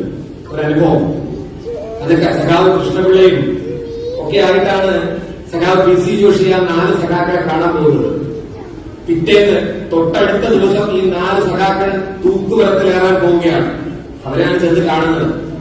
അപ്പൊ ബാക്കി സഖാക്കളൊക്കെ പുറത്തു നിന്നു. സഖാവ് PC ജോഷിയെ മാത്രം അകത്ത് കിടക്കാൻ അനുവദിച്ചു. കണ്ണൂർ സെൻട്രൽ ജയിലിന്റെ നീണ്ട വരാന്തയുടെ അങ്ങേ അറ്റത്ത് നിന്ന് ഓരോ സഖാക്കളായി വന്ന് PC ജോഷിയുടെ അടുത്ത് വന്ന് കണ്ടു. അതിനെക്കുറിച്ച് ഓരോന്നിനെ കുറിച്ചുമുള്ള വിവരണമുണ്ട്. ഞാൻ ഈ വൈകിയ വേളയിൽ അതിലേക്ക് കടക്കുന്നില്ല. ഈ പള്ളിക്കൽ അബൂബക്കർ എന്ന സഖാവ് വരുമ്പോഴുള്ള കാര്യം മാത്രം പറയാം. സഖാവ് PC ജോഷി എന്ന് പറഞ്ഞ കമ്മ്യൂണിസ്റ്റ് സംഘടനകളെ സംബന്ധിച്ചിടത്തോളം ഒരു ഉരുക്ക് നേതാവാണ് കേട്ടോ. ഒരു തരത്തിലുള്ള പ്രതിസന്ധികൾക്ക് മുന്നിൽ തളരാതെ ഇങ്ങനെ നിശ്ചയദാർഢ്യത്തോടെ ഒരു വൈകാരികതകൾക്കും അപ്പുറം പ്രത്യയശാസ്ത്രത്തിന്റെയും പോരാട്ടത്തിന്റെയും പേരായിരുന്ന ഒരു സഖാവാണ് PC ജോഷി. ആ PC ജോഷി ശരിക്കിങ്ങനെ എന്താണ് എനിക്ക് മിണ്ടേണ്ടത്, എന്താണ് പറയേണ്ടതെന്ന് അറിയാതെ നിന്നുപോയി PC ജോഷി എഴുതും. ഒന്ന് ഭാഷയുടെ പ്രശ്നമുണ്ട്, അതിനേക്കാൾ കൂടുതൽ ഹൃദയഭാരമുണ്ട്. നാളെ മരിക്കാൻ പോകുന്ന ആളാ. എന്താണ് നാളെ മരിക്കാൻ പോകുന്ന ഒരു സഖാവിന്റെ മുഖത്ത് നോക്കി ചോദിക്കാൻ. പള്ളിക്കൽ അബൂബക്കർ നടന്നു വന്നൊരു ദൃശ്യം പറയും. ഒരൊറ്റ കൊണ്ട് മാത്രം എടുത്ത് ശരീരം മുഴുവൻ അടികിട്ടി തളർന്നിട്ടുണ്ടെങ്കിലും അപ്പോഴും കണ്ണുകളിൽ ഒരു തിളക്കം ബാക്കി വെച്ചുകൊണ്ട് ആ സഖാവിന്റെ അടുത്തേക്ക് നടന്നു വന്നു. സഖാവിനോട് എന്താണ് ചോദിക്കേണ്ടതെന്ന് എനിക്ക് അറിയില്ലായിരുന്നു. അവസാനം ഞാൻ ചോദിച്ചു, സഖാവെ, പുറത്ത് സഖാക്കൾ കാത്തു നിൽക്കുന്നുണ്ട്, ഞാൻ എന്താണ് സഖാവിന്റേതായിട്ട് പുറത്തു പോയി പറയേണ്ട കാര്യം? സഖാവിന് അവസാനമായി പാർട്ടിയോട് പറയാനുള്ളത് എന്താണ്? അപ്പൊ ഈ അബൂബക്കർ അങ്ങനെ പ്രസംഗിച്ചൊന്നും പരിചയമുള്ള സഖാവല്ല. അപ്പൊ അബൂബക്കർ സഖാവ് പറഞ്ഞു എനിക്കൊന്നും പറയാനില്ല. അപ്പോ PC ജോഷി പറയും അയ്യോ അങ്ങനെ പറ്റില്ല, പുറത്ത് കൃഷ്ണപിള്ള അടക്കമുള്ള ആളുകൾ കാത്തു നിൽക്കുകയാണ്, അതുകൊണ്ട് എന്തെങ്കിലും പറയണം. അന്ന് അബൂബക്കർ പറയുന്ന ഒരു കാര്യമുണ്ട്, അങ്ങനെയാണെങ്കിൽ സഖാവ് പുറത്തുപോയി പറയുക ഞങ്ങൾ കൊലമരത്തിലേക്ക് ഈ തൂക്കുമരത്തിലേക്ക് പോകുന്നത് തല കുനിച്ചു പിടിച്ചിട്ടല്ല, തല ഉയർത്തി പിടിച്ചിട്ടായിരിക്കും എന്ന്. രണ്ടാമത്തെ ഒരു ചോദ്യവും കേട്ടോ. ഇത് പറഞ്ഞു കഴിഞ്ഞുകൊണ്ട് PC ജോഷിക്ക് ആകെ PC ജോഷി സ്പന്ദനായി പോയി.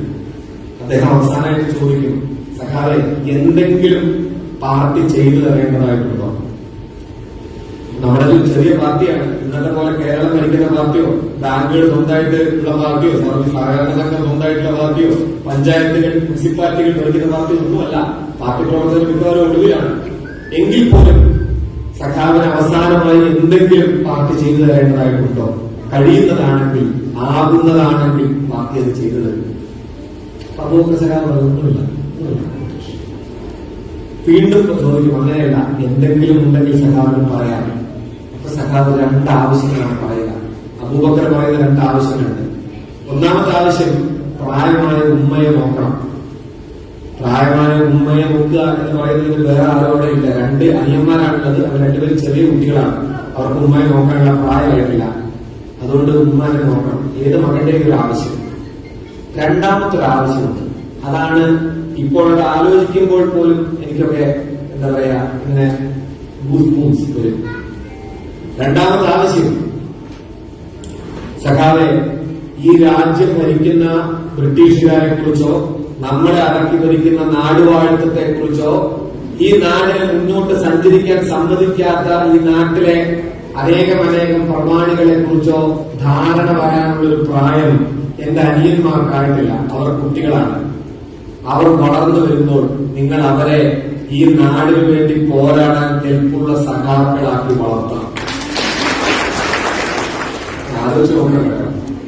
എന്റെ അനിയന്മാർക്ക് വളർന്നു വരുമ്പോ പഞ്ചായത്ത് പ്രസിഡന്റ് സ്ഥാനം അല്ലെങ്കിൽ ബാങ്കിൽ ഒരു ജോലി അതൊന്നുമല്ല.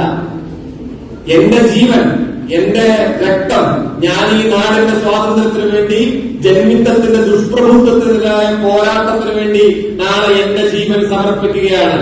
എന്റെ ഈ ജീവൻ പോരായെങ്കിൽ എന്റെ വീട്ടിൽ 2 കുരുന്നുകളുടെ ജീവൻ കൂടി ബാക്കിയുണ്ട്, അതുകൂടി എടുത്തുകൊള്ളുക. അബൂബക്കറിന്റെ നാടാണ് കേരളം. ആ കേരളമാണ് സഞ്ചരിച്ച് ആധുനിക കേരളത്തിലേക്ക്, വികസനത്തിന്റെ ഈ പുതിയ പാതയിലേക്ക് നടന്നെത്തിയത്. അതിനു പിന്നിൽ അനേകം മനുഷ്യരുടെ രക്തമുണ്ട്, അനേകം മനുഷ്യരുടെ ത്യാഗമുണ്ട്, അനേകം പേരുടെ രക്തസാക്ഷിത്വമുണ്ട്, അനേകം പേരുടെ ഒളിവങ്ങാത്ത പോരാട്ടങ്ങളുടെ ഓർമ്മകളുണ്ട്, അവരെല്ലാവരുടെയും പ്രയത്നങ്ങളുണ്ട്. ആ പ്രയത്നങ്ങളെല്ലാം ചേർന്നാണ് ഇന്ന് നാം ജീവിക്കുന്ന ഇന്നത്തെ പുതിയ തലമുറയുടെ കേരളം രൂപപ്പെട്ടത് എന്ന ഓർമ്മയുണ്ടെങ്കിൽ പ്രിയപ്പെട്ടവരെ, നാം പുതിയ കേരളത്തിൽ, നവകേരളത്തിന്റെ സൃഷ്ടിക്കായി, ഒരു പുതിയ ജ്ഞാന സമൂഹത്തിന്റെ സൃഷ്ടിക്കായുള്ള മുന്നേറ്റത്തിൽ അണിചേരേണ്ടതാണ് എന്ന് മാത്രം ഓർമ്മിപ്പിക്കുന്നു. ഇത്തരമൊരു സന്ദർഭത്തിൽ ഈ കോവിഡ് മഹാമാരിക്ക് ശേഷം ഇങ്ങനെ ഒരു കാലത്ത് ഇവിടെ വരാൻ കഴിയുമെന്ന് ഞാൻ സ്വപ്നത്തിൽ പോലും കരുതിയതല്ല. കോവിഡിന് മുൻപുണ്ടായിരുന്ന വിദേശയാത്രകൾക്ക് ശേഷം ആദ്യത്തെ ഒരു പ്രസംഗത്തിന് വേണ്ടിയുള്ള വിദേശയാത്രയാണ് എനിക്ക് കുവൈറ്റിലേക്ക് ഇത്തവണ ക്ഷണം കിട്ടിയത്. കുവൈറ്റ് ഞാൻ ആദ്യമായി വരുന്ന സ്ഥലമാണ്. ഇവിടെ മിഡിൽ ഈസ്റ്റിൽ മറ്റു പലയിടത്തും വന്നിട്ടുണ്ടെങ്കിലും കുവൈറ്റിൽ ഞാൻ ആദ്യമാണ്. എന്നെ ഇവിടേക്ക് ക്ഷണിച്ച പ്രിയപ്പെട്ട സഖാക്കളോടുള്ള നന്ദിയും കൃതജ്ഞതയും അറിയിക്കുന്നു. നിങ്ങളേവരോടുമുള്ള സ്നേഹം അറിയിക്കുന്നു. വീണ്ടും നമുക്ക് കണ്ടുമുട്ടാനാകും എന്ന പ്രതീക്ഷയോടെ നിർത്തുന്നു.